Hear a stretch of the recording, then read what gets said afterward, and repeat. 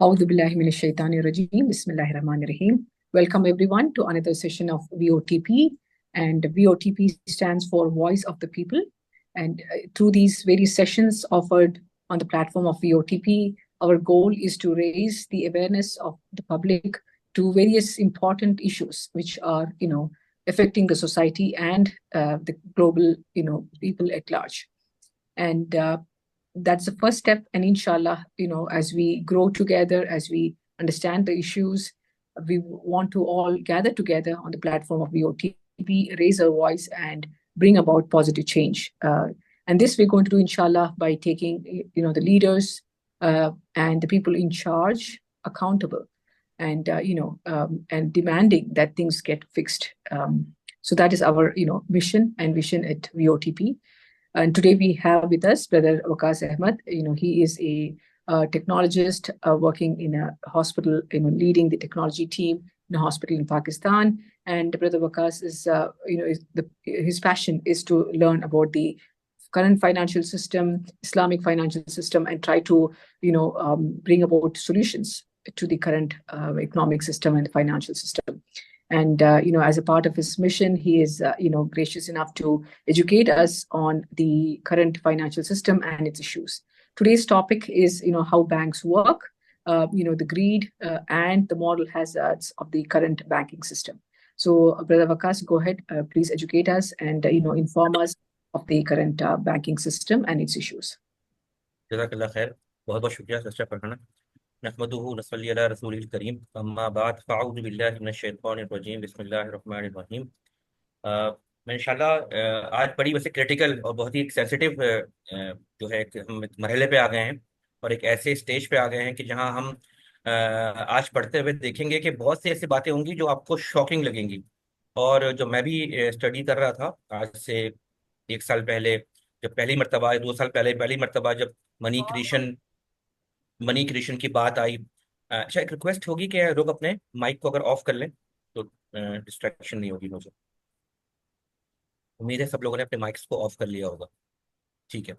तो अ, तो यकीन करें कि बिल्कुल भी यानी यकीन नहीं आता था कि मनी क्रिएशन कॉन्सेप्ट भी कोई चीज़ है, या ऐसा हो सकता है कि बैंक्स जो है वो डिपॉजिट्स को इस्तेमाल ना करे और ये सब करे, और मुख्तलिफ जो उमूर हैं जो इंशाल्लाह आज हम इसको स्टडी करेंगे। तो सीट बेल्ट जो है वो फास्टन कर लें, क्योंकि बहुत सी चीज़ें ऐसी होंगी कि जो आप फर्स्ट टाइम सुनेंगे। और जिससे मैंने अपने किसी प्रियम्बल में भी कहा था और एक मैसेज भी मैंने किया था कि शायद आपको पाकिस्तान में या उर्दू लैंग्वेज में, इवन इंग्लिश में भी आपको ऐसे कंटेंट नहीं मिलेगा जिसके अंदर आपको इस डिटेल में समझाया जा रहा हो विद इस्लामिक पर्सपेक्टिव। यानी जो उसमें यूनिकनेस है वो इस्लामिक पर्सपेक्टिव है। बहुत से लोग दुनिया में जिनका तस्करा होगा कि उन्होंने मनी क्रिएशन को समझाया, उसको एक्सेप्ट किया, तस्लीम किया कि हाँ बैंक ये काम करते हैं, जो कि वेल डॉक्यूमेंटेड नहीं है इतना, और एकेडमिया में नहीं पढ़ाया जाता, लेकिन स्टिल वो एडमिट करते हैं इस बात को। लेकिन स्टिल जब वो सोल्यूशन देते हैं तो उसमें भी सूद शामिल होता है, इंटरेस्ट शामिल होता है, यूजुअली शामिल होती है। तो दैट इज वाई एक ये खास अल्हम्दुलिल्लाह कहूंगा मैं कि वीओटीवी के प्लेटफॉर्म पे हम ये चीज़ों को जो है हम बयान कर रहे हैं विद इस्लामिक पर्सपेक्टिव। तो ना सिर्फ हम साइंटिफिकली टेक्निकली डीप डाइव कर रहे हैं, बल्कि हम उसको इस्लामिक पर्सपेक्टिव में भी देख रहे हैं। तो ये एक यूनिक एक्सपीरियंस होगा वीओटीवी के सेशंस में अल्हम्दुलिल्लाह।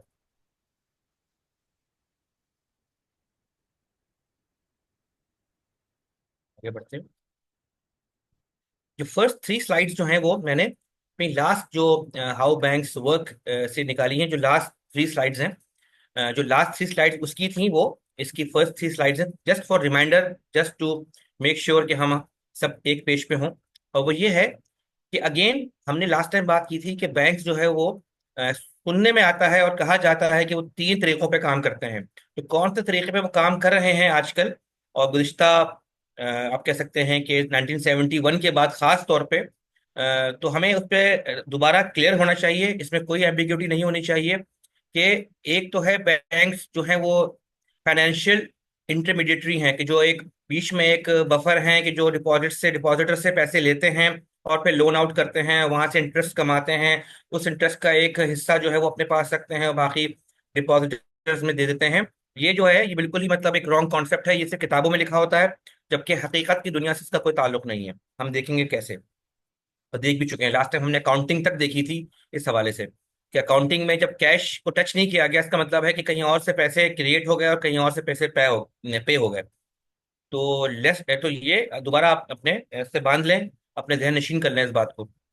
दूसरी बात ये थी कि जो फ्रैक्शनल रिजर्व थ्योरी है उसके अंदर यह है कि बैंक डिपॉजिट्स में से ही कुछ डिपॉजिट्स बैंक जो है रख लेता है और सेंट्रल बैंक में जमा कर लेता है, या सेंट्रल बैंक कहता है कि तुम अपने पास ही रखो लेकिन रिजर्व रखो उसको 10%, 5%। बाकी को तुम लोन आउट कर दो। अपनी जो तुम्हारा काम ही तुम्हारा बिजनेस है, अभी हम देखेंगे एक स्लाइड उस पर भी आएगी कि तुम्हारा बिजनेस ही चूंकि लोन से सूद कमाना है, इंटरेस्ट कमाना है, ये तुम्हारा कोर बिजनेस है, तो यू कैन डू दैट। और हमने देखा था कि वो 90% में से भी फिर वो उसका उसका फिर 90%, फिर उसका 90% होते होते जो है वो एक मनी क्रिएशन का कॉन्सेप्ट था। ये भी बहुत अर्से तक ये रहा, लोगों को ये जहन में रहा कि शायद इसी तरह से ही बैंक काम करते हैं। और वो 10% जो है वो बैंक इसलिए रखता है कि कहीं पैनिक में या डिमांड में जब लोग मांगते हैं पैसे, तो आप उस 10% में से, उस 5% में से दे सकते हैं। लेकिन देखा ये गया बाद में एम्पिरिकली, जब बाद साइंटिस्ट ने, बाद इकोनॉमिस्ट ने, जिनका नाम अभी लूंगा मैं, रिचर्ड बर्नर, उन्होंने जब इसको प्रॉपरली इसको एम्पिरिकली टेस्ट किया तो पता चला कि ये काम भी नहीं हो रहा। हो क्या रहा है फिर? हो ये रहा है कि सिंपली जो है वो बैंक को सैंक्शनड है, बैंक को मैंडेट है सेंट्रल बैंक से, और सेंट्रल बैंक को मैंडेट दिया हुआ है। किसने मैंडेट दिया हुआ है? गवर्नमेंट्स ने। क्या आप एक न्यू मनी क्रिएट कर सकते हैं? और आपको शायद याद होगा कि ये हमने अकाउंटिंग, अभी मैं अकाउंटिंग दिखाता हूँ, पहले मैं इस स्लाइड में कुछ चीज ऐसी बात हो जो मैं पढ़ लेता हूँ और से। एक बात तो ये हो गई कि depositors do not legally owner of our account, it's a loan to the bank. तो ये बात याद है कि डिपॉजिटर्स जब वो साइन करता है कॉन्ट्रैक्ट, बेसिकली वो बैंक को लोन दे देता है। ठीक है। जब भी जाते हैं बैंक आपको वापस वापस कर देता है, लेकिन legally it's a it's a loan to the bank. तो ये याद रहे। ऑन द अदर साइड जो बोरोवर्स हैं वो बेसिकली एक लोन कॉन्ट्रैक्ट साइन करते हैं, और बैंक वो जो लोन कॉन्ट्रैक्ट है, जिसको आप सिक्योरिटी भी बोल सकते हैं, वो परचेज करता है। तो यानी अगर आप किसी बैंकर से पूछेंगे ना, वो कहेगा कि नहीं नहीं, हम लोन नहीं देते, we purchase securities. Again, we purchase securities.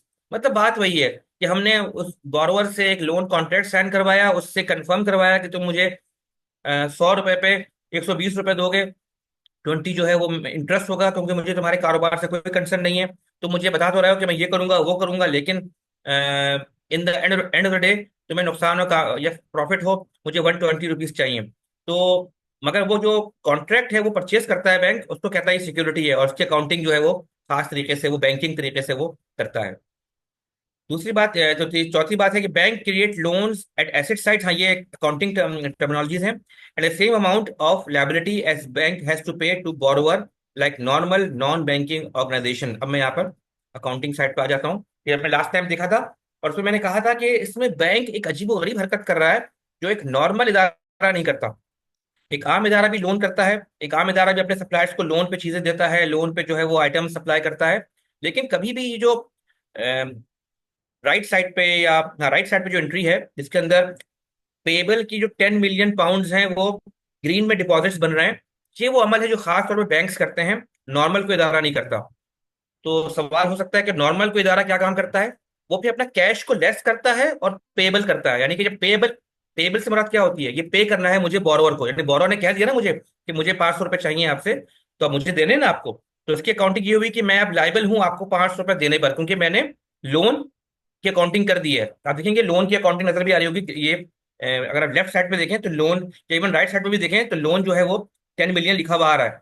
तो लोन को मैंने अपने एसेट्स में शो कर दिया है कि मुझे वो लोन देना भी तो है किसी को। तो मैंने पेबल भी खड़ा कर दिया, पेबल भी मैंने मेंशन कर दिया। लेकिन जो बैंक जो काम करते हैं, जो आम इदारे नहीं करते हैं, वो ये है कि बाकायदा कैश को लेस करते हैं और पेबल करते हैं। लेकिन यहाँ पे क्या है, वो पेबल ही डिपॉजिट बन गया। कैसे बन गया? क्वेश्चन। ऐसे बन गया क्योंकि उस बोरोवर ने उसी बैंक में अकाउंट खोल लिया, तो बेसिकली वो पैसा दोबारा उसी अकाउंट में चला गया। तो बस, और उसको वो नाम देते हैं डिपॉजिट्स का। देखिए ये सब कारस्तानियां हैं कि डिपॉजिट्स, एक वो डिपॉजिटर है कि जो वाकई मैं हूं, जैसे मैंने अकाउंट खोला, मैंने पैसे डाले, लेकिन वो जो लोन लेने वाला जिसने लोन लिया उसने भी पैसे उसी बैंक में रखे, उसको भी डिपॉजिट कह दिया। तो एक अजीब सा मामला हो जाता है कि वो भी डिपॉजिटर है, मैं भी डिपॉजिटर हूँ। तो in the end of the day ये याद रखिए कि, दोबारा अगर मैं पीछे जाऊं, कि बैंक जो है वो नॉन बैंकिंग, उनको एक खास एक मतलब एक गवर्नमेंट से एक उनको एक खास पावर मिली हुई है कि वो ये काम करें, और पावर्स का बहुत सारी हैं जो हम आगे देखेंगे।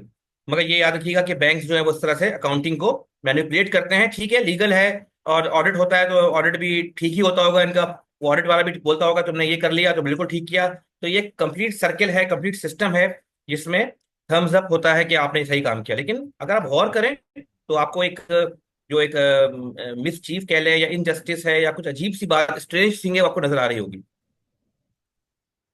बड़े और ये विक्रांत, लास्ट, तो थोड़ा सा स्क्रीन पे आप थोड़ा स्लो जाएं पिछले वाले पे।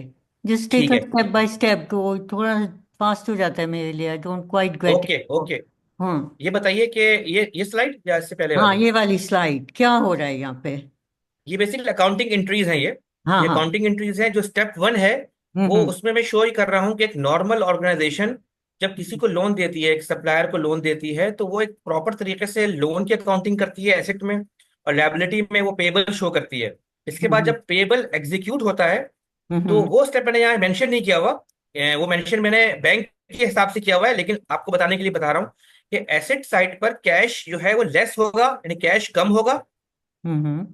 और पेबल जो है वो हो जाएगा, यानी यानी यानी कैश से 10 मिलियन पाउंड कम हो जाएंगे, और पेबल से भी आपके 10 मिलियन पाउंड कम हो जाएंगे। नॉर्मल इदारे ऐसे ही काम करते हैं कि जब फॉर एग्जाम्पल आप मुझसे पैसे मांगेंगी, हम्म। तो मैं आपको अपने अपने अकाउंट से जब पैसे दूंगा तो मेरे अकाउंट से पैसे कम हो जाएंगे ना। तो वह हम्म। एक आम इदारा ऐसे ही काम करता है। बैंक्स में मसला यह है कि उसका कैश कम नहीं होता, उसका कैश वैसे ही रहता है। अब अच्छा। सवाल यह है कि तो पेमेंट कहाँ से होती है? तो पेमेंट इस तरह होती है कि वो एक अकाउंट क्रिएट करता है उस बोरोवर का, और बोरोवर से कहता है कि जाओ अपने अकाउंट में चेक करो कितने पैसे नजर आ रहे हैं। वो जाता है अकाउंटेंट, वो देखता है, सॉरी जो बोरोवर जाता है वो देखता है कि मुझे आ रहे हैं 10 मिलियन रुपए लिखे हुए आ रहे हैं, 10 मिलियन पाउंड लिखे हुए आ रहे हैं। तो ये सब एक एक मिस्ट है, हम्म। सब एक समझे कंप्यूटराइज्ड डिजिटल मनी। और आप कह सकते हैं कि वही जो मनी क्रिएशन की बात हो रही है, ये खुद ब खुद एक मनी क्रिएट हुई सिस्टम में, एक ब्रांड न्यू मनी क्रिएट हुई, क्योंकि बैंक ने आपको ये पे किसी अकाउंट से नहीं किया, बस आपके दिमाग में और आपके विजुअल्स में आ गया कि 10 मिलियन पाउंड्स हैं। अब आपका सवाल होगा कि विजुअल्स में आ गया तो क्या वो अपने एटीएम मशीन में जाकर पैसे निकाल नहीं सकता? बिल्कुल निकाल सकता है, तो हम्म। निकालना शुरू कर देगा। लेकिन ये जो मनी निकाल जो वो पैसे निकाल रहा है, वो समझे बैंकिंग सिस्टम में और इवेंचुअली इकोनॉमिक सिस्टम में एक न्यू मनी क्रिएट हुई है।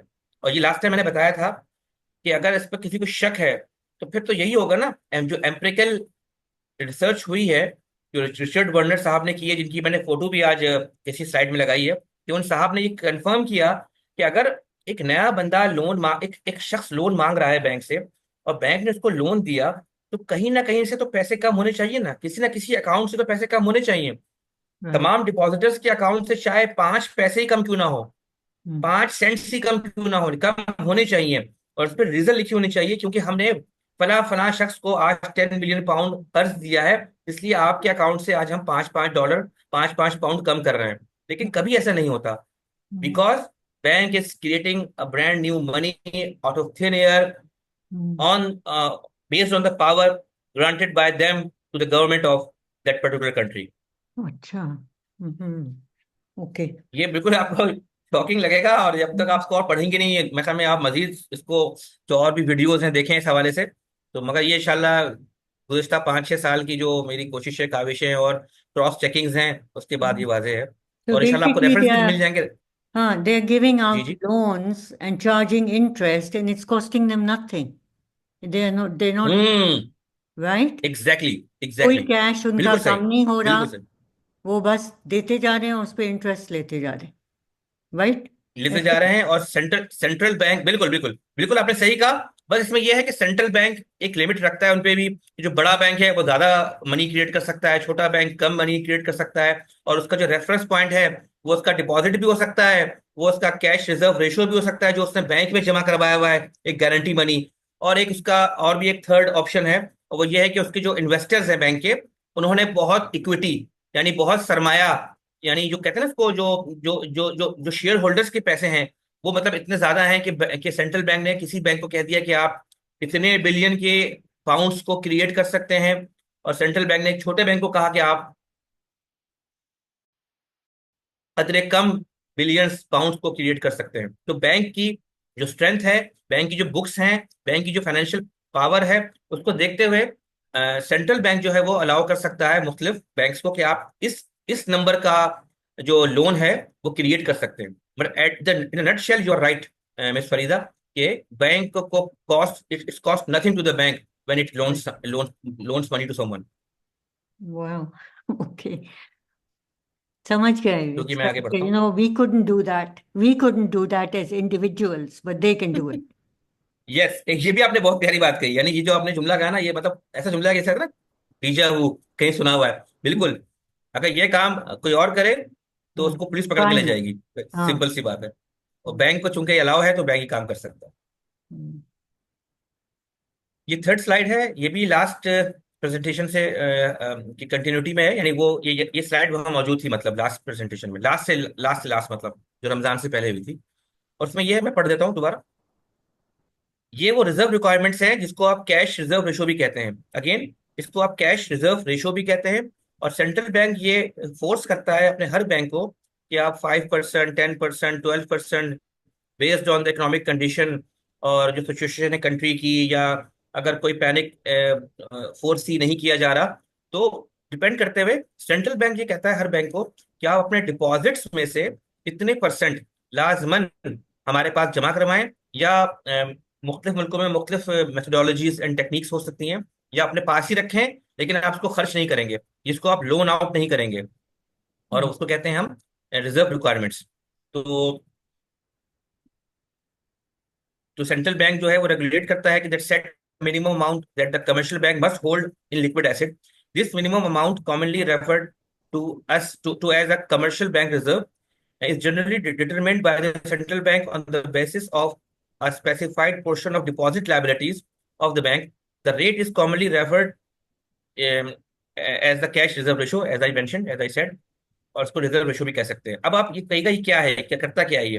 बेसिकली एक लम्हे के लिए आप फ्रैक्शनल रिजर्व जो बैंकिंग है, जो मैंने सेकंड वर्किंग बताई थी कि बैंक शायद ये भी कर, बाद जमाने में बैंक फ्रैक्शनल रिजर्व बैंकिंग भी करते थे 70s से पहले या उससे पहले कभी, मतलब ये क्योंकि बुक्स में लिखा हुआ है तो ये कभी ना कभी करते तो होंगे। तो उसमें बड़ा इंपॉर्टेंट होता है कि आप अपना सर्टेन परसेंटेज ऑफ अमाउंट लाजमन लिक्विड फॉर्म में रखें। लिक्विड फॉर्म से मुराद कैश फॉर्म में रखें, कि लामहला कोई बंदा मांगने आ जाए, किसी दिन ज्यादा लोग मांगने आ जाएं, अपने डिपॉजिट्स पे से रिटर्न ज्यादा मांगने आ जाएं। रिटर्न से मुराद अपने ही पैसे जो हम विड्रॉ करते हैं थ्रू चेक्स या थ्रू थ्रू डेबिट कार्ड्स या इवन थ्रू बैंकिंग, जो ऑनलाइन बैंकिंग, तो उसमें आप लाजमन रखें इतना पैसा, ताकि कभी ज्यादा लोग आ जाएं तो आप भागते हुए ना पाए जाएं कि आप उससे मांग रहे हैं उससे मांग रहे हैं। और ऑडियंस को मैं बताना चाहता हूं कि ऐसा होता है, बैंक जो है वो सुबह शाम दूसरे बैंकों से लैंड कर रहे होते हैं, पैसे मांग रहे होते हैं, बोरो कर रहे होते हैं। बैंक लैंड कर रहे होते हैं, एक बैंक बोरो कर रहा होता है। किसी दिन किसी बैंक पे ज्यादा लोग आ गए पैसे मांगने के लिए, या किसी बैंक के बारे में कोई ऐसी खबर आ गई कि लोगों ने ज्यादा रश कर दिया कि हमें हमारे पैसे चाहिए, तो बैंक थोड़ा पैनिक में आ जाता है। तो फौरन वो रुजू करता है, कंसल्ट करता है, और अपने बैंक दूसरे बैंक के साथ जो मिलकर उसकी हेल्प करते हैं, और उसको ओवरनाइट चार्जेस भी कहते हैं, ओवरनाइट लेंडिंग भी कहते हैं। वो भी इंशाल्लाह मैं आगे बताऊंगा आपको। लेकिन उससे पहले, उस ओवरनाइट लेंडिंग से पहले, बैंक चाहेगा ना कि मैं अपने ही रिजर्व रेशो से पैसे निकाल लूं। तो वो जो 10%, 5%, 12% जो बैंक अपना रिजर्व रखता है मुश्किल वक्त में, रेनी डेज के लिए, उसको वो कंज्यूम करता है। तो सेंट्रल बैंक चाहता है कि हर बैंक अपने पास ज्यादा से ज्यादा, या कम से कम वो अमाउंट जो बैंक ने, सेंट्रल बैंक ने फोर्स किया हुआ है, वो रखे। अच्छा देखिए, मैं लफ्ज यूज कर रहा हूँ फोर्स, वजह इसकी ये है कि जो ग्रीड है और ये मॉरल हैजर्ड है, वो इतना आपको इंचेंट करता है बैंकर्स को, क्योंकि उनका तो आमदनी ही लोन करना और सूद कमाना है। तो वो चाहते हैं कि काश हम ये 10% पैसे जो हमने स्टेट बैंक ऑफ पाकिस्तान या फेडरल रिजर्व अमेरिका ने हमें फोर्स किया हुआ है, वो भी काश हमें ना फोर्स करता, हम ये भी लैंड आउट कर देते और मजीद प्रॉफिट कमाते। लेकिन चलें, ये तो for sake of entire system collapse ना कर जाए। और जिस तरह हमने माजी में जब हिस्ट्री पढ़ रहे थे मुख्तलिफ बैंकिंग एरा की अमेरिका में, तो हमने देखा बैंक रन हो रहे थे। अमेरिका में तो इतने बैंक रन हुए, तो फिर फेडरल रिजर्व का क्याम किया गया। इवन यूके में भी जो है वो सिस्टम को स्टेबलाइज करने के लिए बैंक ऑफ इंग्लैंड का क्याम हुआ। वो अलग बात है, इसके बाद भी बैंक रन हुए, पैनिक्स हुए। लेकिन चलें, फिर कुछ ना कुछ कंट्रोलिंग पावर आ जाती है कि बैंक जो है वो लोन करता है, या सब सब बैंक मिलकर एक दूसरे की जो हेल्प आउट कर देते हैं एक दूसरे को। तो ये हमारा एक स्लाइड थी जिसमें ये भी लिखा हुआ है कि पॉइंट नंबर 2 देखिए कि किस तरह से बतदरीज इसमें गिरावट आई है, डिक्रीमेंट हुआ है। वही जो मैं बात कह रहा हूँ कि जो बैंकर्स की ख्वाहिश होती है कि पैसे ज्यादा से ज्यादा लोन करके इंटरेस्ट कमाया जाए और प्रॉफिट कमाया जाए। तो आप देखिए कि पहले 1850 में 60% जो था वो लिक्विड रेशियो होना चाहिए था। फिर बतदरीज होते होते वो पोस्ट 1971 12.5 से और अब इवन 5% तक बात पहुंच गई है। मैं पाकिस्तान का देख रहा था तो पाकिस्तान में शायद 5% ही है कि 5% आप सिर्फ जो है वो कैश रिजर्व रखें। तो आप देखिए 95% जो है बैंक को अलाउ है कि आप लोन करते रहें। लेकिन यहाँ मैं एक फ्लैग रेस कर दूं कि यहाँ तो लग रहा है जो बातें मैंने की हैं उससे लग तो ये रहा है कि 95% ऑफ डिपॉजिट्स जो है वो लोन आउट करते हैं, जबकि अभी कुछ देर पहले बात हुई है कि डिपॉजिट्स की बात ही नहीं है, ये तो अभी ब्रांड न्यू मनी क्रिएट करते हैं। तो बिल्कुल उसी बात पे रहिएगा कि ये बिल्कुल ब्रांड न्यू मनी क्रिएट करते हैं। अब आप फिर पूछेंगे तो ये कि तुमने ये क्या बात बताई, तो ये बात ये है कि अब मौजूदा दौर में करंटली जो 95% अमाउंट है ना, यानी 5% तो रख लिया उसने लिक्विड फॉर्म में, और जो 95% अमाउंट है वो भी बैंक नहीं छोड़ते। जो हमारा आज का जो मौजूद है ना, ग्रीड एंड मॉरल हैजर्ड, वो भी बैंक उस पर बॉन्ड्स खरीद देते हैं, गवर्नमेंट गवर्नमेंट बॉन्ड्स खरीद देते हैं, या कोई और सिक्योरिटीज खरीद देते हैं, या कोई मॉर्गेजेस खरीद देते हैं, उसको भी नहीं छोड़ते ताकि उससे ही पैसे कमाते रहें। अब इन तमाम बातों को ध्यान में रखिएगा और फिर देखिएगा कि बैंक जो है वो अपने डिपॉजिटर्स को कितना कम प्रॉफिट देते हैं, चाहे वो सूदी क्यों ना हो। बात तो खैर सूद क्या, सूद ही है वैसे वो, लेकिन उसमें भी डंडियां मारते हैं। तो वो आप देखिएगा, यही हम आजकल जो मॉरल हैजर्ड है और जो इनकी जो इनजस्टिस है उसको भी हम नजर दौड़ाएंगे। ठीक है, ये एक एग्जाम्पल है, ये एक जरा पिक्टोरियल फॉर्मेट में कि कैश रिजर्व रेशियो क्या होता है। कि अगर bank of India, reserve bank of India अगर कह दे कि 4% आपने CRR लाजमी रखना है, तो डिपॉजिट्स में अगर किसी ने 100 लाख जमा करवाए तो 4 लाख लाजमन उसमें कहाँ जाएंगे, रिजर्व बैंक ऑफ इंडिया के पास जाएंगे to to comply 4% of CRR, और बाकी 96 लैक्स जो है वो लोन के लिए अवेलेबल है। लेकिन देखिए, मैं बार बार ये कह रहा हूँ कि अल्हम्दुलिल्लाह आपके सामने जो बैठा हूँ मैं, तो ये तो सब चीजें, हालांकि ये मैंने नेट से उठाया है और उसको देख के लग रहा है कि शायद 96 लाख लोन के लिए हाजिर हैं। तो फिर मत भूलिएगा ये सब किताबी, क्योंकि ज़्यादातर वेबसाइट में हर जगह तो वो बात लिखी नहीं होती कि न्यू मनी क्रिएट हो रहा है, न्यू मनी क्रिएट हो रहा है। इस बात को छुपाया जाता है, इस बात को इतना आम नहीं किया जाता कि लोग खामखा पूछेंगे यार ये क्या मजाक है। जैसे आज सिस्टर फरीदा आपने सवाल किया ना कि Waqas they are doing, it cost them nothing. तो ऐसे ऐसे जो शॉकिंग जुमले हैं या जो सरप्राइज है, उस पर के बाद क्वेश्चन उठेंगे ना, क्वेश्चन उठेंगे, लोग सवाल करेंगे, लोग उस पर भी मांगेंगे कि ट्रांसपेरेंसी लेकर आओ। तो वो उससे बचने के लिए ये बताते ही नहीं है। और ये लोगों को पढ़ाते क्या है, लोगों को बताते क्या है, ये फ्रैक्शनल रिजर्व बैंकिंग से बताते हैं और बताते हैं कि देखिए हमने 4 लाख दे दिए रिजर्व बैंक ऑफ इंडिया को या फेडरल रिजर्व को या बैंक ऑफ इंग्लैंड को, बाकी हम 96% जो है वो 96 लाख जो है, या उसका जो 96% जो है वो हम लोन कर रहे हैं। ये भी रबिश है, झूठ है, और ये एम्पिरिकली प्रूव्ड है। मगर चले, दोनों बातें ध्यान में रखिएगा। So what are they doing तो with हम, the 96%? What are they doing देखिए with it? मैं ये कह रहा, हाँ तो मैंने कहा ना कि अगर वो लोन नहीं दे रहे, अगर एक करने के लिए फर्ज कर लें कि अगर आप उसको ध्यान में ले आए कि दे वो create put brand new money, जो आपने अभी बात की और हमने कहा कि हाँ यही हो रहा है, फिर सवाल बनता है कि what they are doing for 96%। तो उसको भी वो गवर्नमेंट बॉन्ड्स खरीद कर, सिक्योरिटीज खरीद कर, मुख्तलिफ मॉर्गेजेस खरीद कर और लोन्स यानी लोन कॉन्ट्रैक्ट्स करके, यानी जो मुख्तलिफ बड़े बड़े बैंकों के लोन्स खरीद लिए या मॉर्गेजेस खरीद लिए। मैं स्टॉक चेंज का नाम नहीं लूंगा क्योंकि स्टॉक चेंज में प्रॉफिट लॉस बहुत जल्दी जल्दी होता है, और बैंक इस मामले में बड़े बड़े मतलब श्रूड हैं और बड़े कनिंग और क्लेवर हैं कि वो उन जगहों पर पैसे नहीं डालते जहां पर हल्का सा भी डर हो उनको लॉस हो जाएगा। तो ये गवर्नमेंट बॉन्ड्स में इन्वेस्टमेंट करते हैं, और गवर्नमेंट बॉन्ड्स आप जानती हैं कि one of the most secure assets होते हैं, क्योंकि उसके पीछे बैकिंग किसकी होती है, उस मुल्क की हुकूमत की होती है। आप उस मुल्क का बॉन्ड खरीद लें, जिस तरह आप यूएस बॉन्ड, यूएस ट्रेजरीज खरीदते हैं, तो आपको पता है यूएस जो है वो इतनी बड़ी ममलिकत, इतना बड़ा मुल्क है कि वो लाजमन लोन पे करेगा, सॉरी इंटरेस्ट पे करेगा आपको।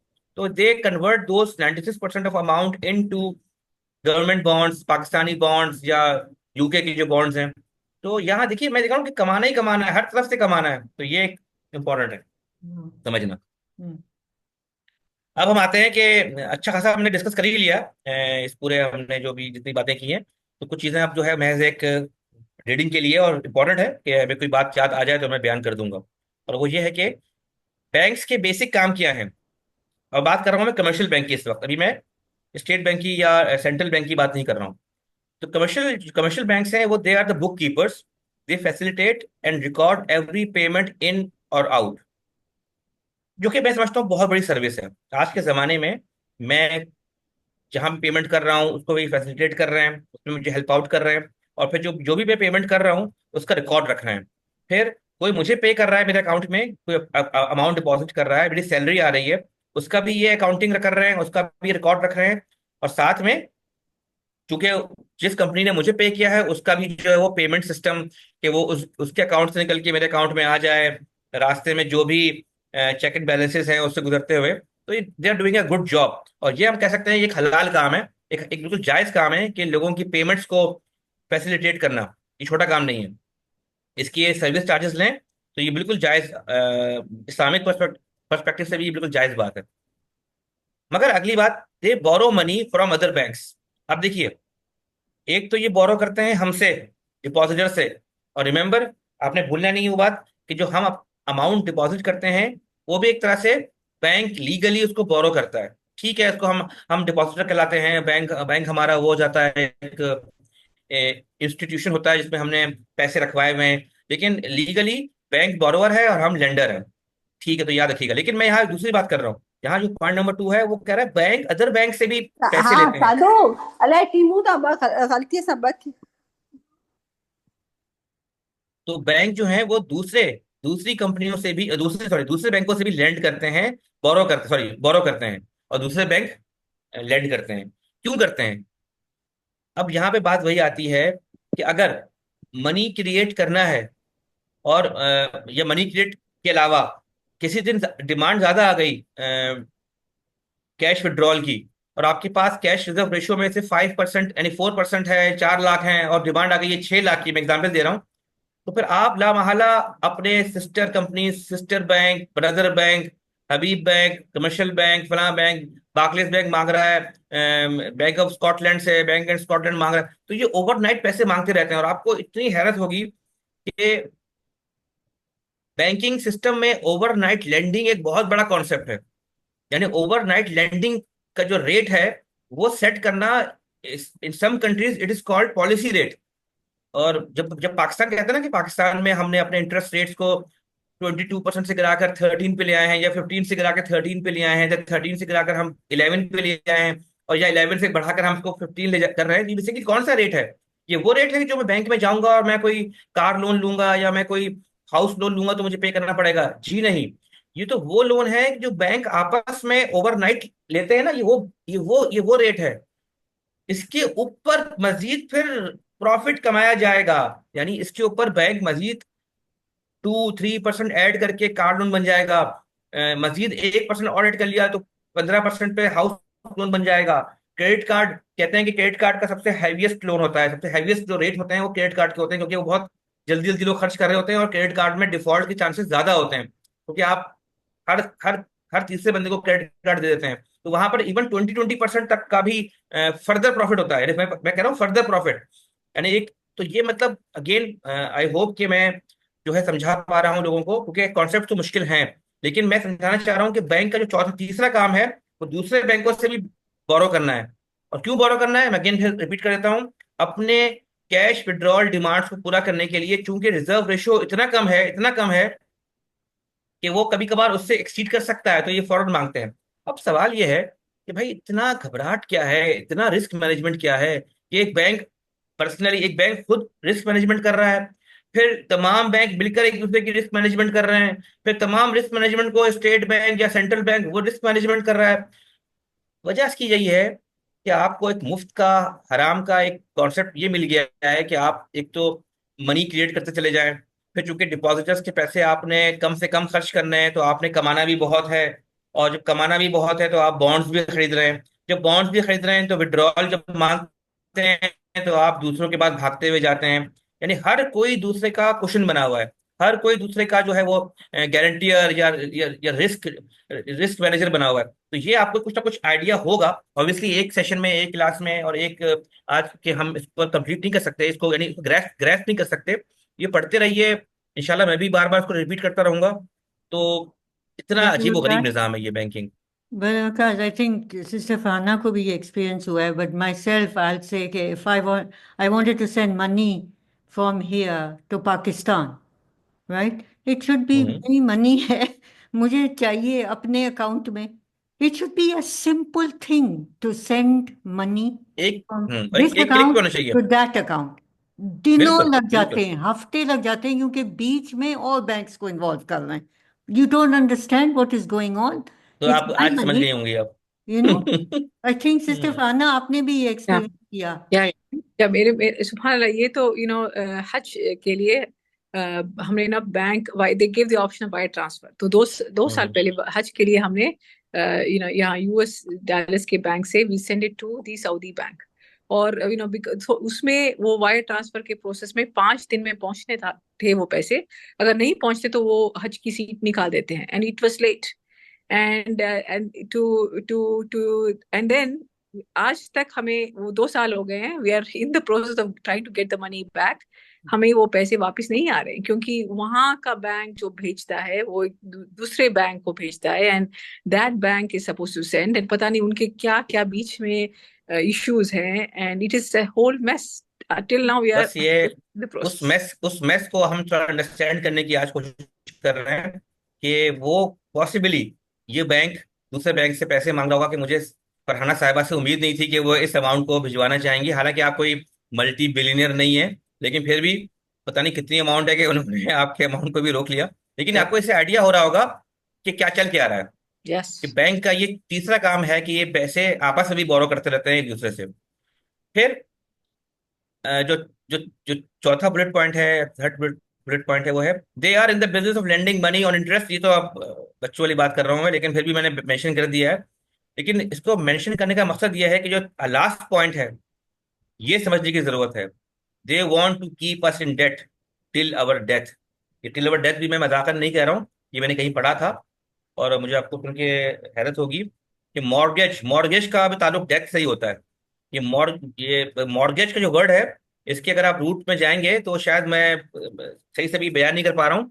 मॉर्गेज का मतलब ये कहीं से ये डेथ होता है। सिस्टर फरीदा जो है वो तो इंग्लिश की एक्सपर्ट है, तो शायद वो इसमें हेल्प करेंगी मेरी। तो खैर एनीवेज हम तो दोबारा देख लेंगे कि मॉर्गेज में भी डेथ शामिल होता है, कि भाई टिल डेथ तू मुझे ना देते देते रहो फूड। तो बैंक्स का बिजनेस ही यही है कि वो हमें मुख्तलिफ ल्योर करें, हमें इंचेंट करें, हमारे चादर से बढ़कर पाँव फैलाने पर वो हमें मजबूर करते हैं, और हमें सब्ज बाग दिखाकर, पैराडाइज दिखाकर जो है दुनियावी, और कहते हैं कि आप लोन लें, and they want to keep us in debt as much as long as possible.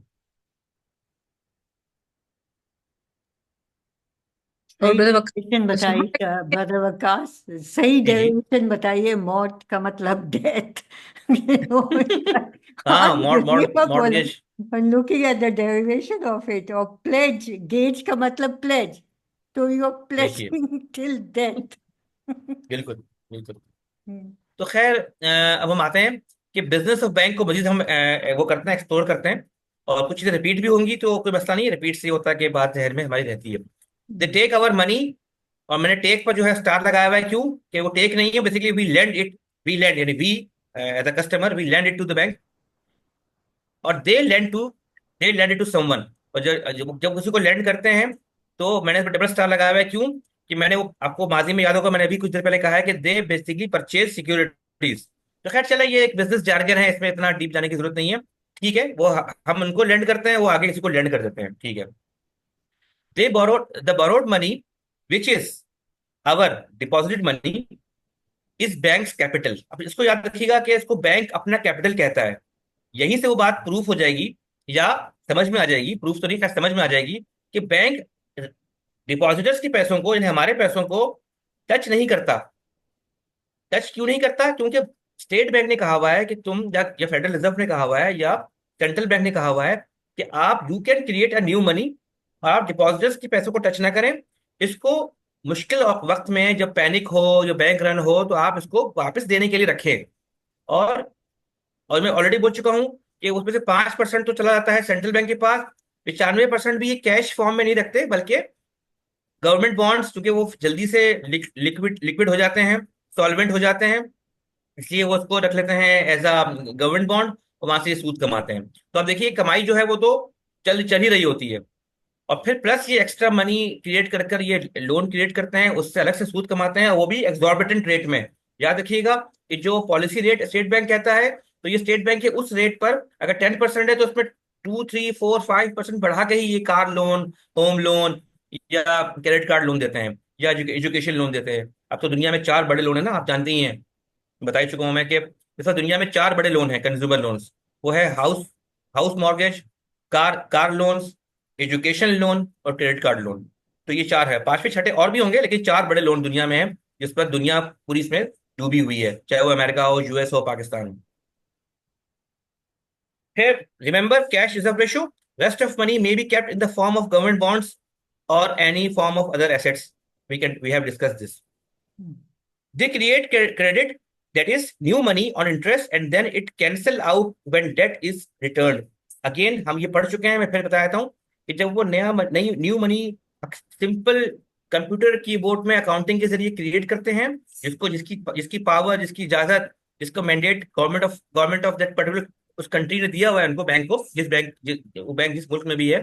तो फिर क्या होता है, आप कह सकते हैं ये तो आपके लिए ये जुल्म है। तो जुल्म किस तरह से है? ऑडियंस में कहूंगा जुल्म क्यों है ये, क्योंकि आपने तो हार्ड अर्नड मनी है आपकी, तो आपने जॉब की है सारी, 1 महीना आपने जॉब की, 1 महीना आपने 8 आवर्स पर डे आपने काम किया, आपको तनख्वाह मिली।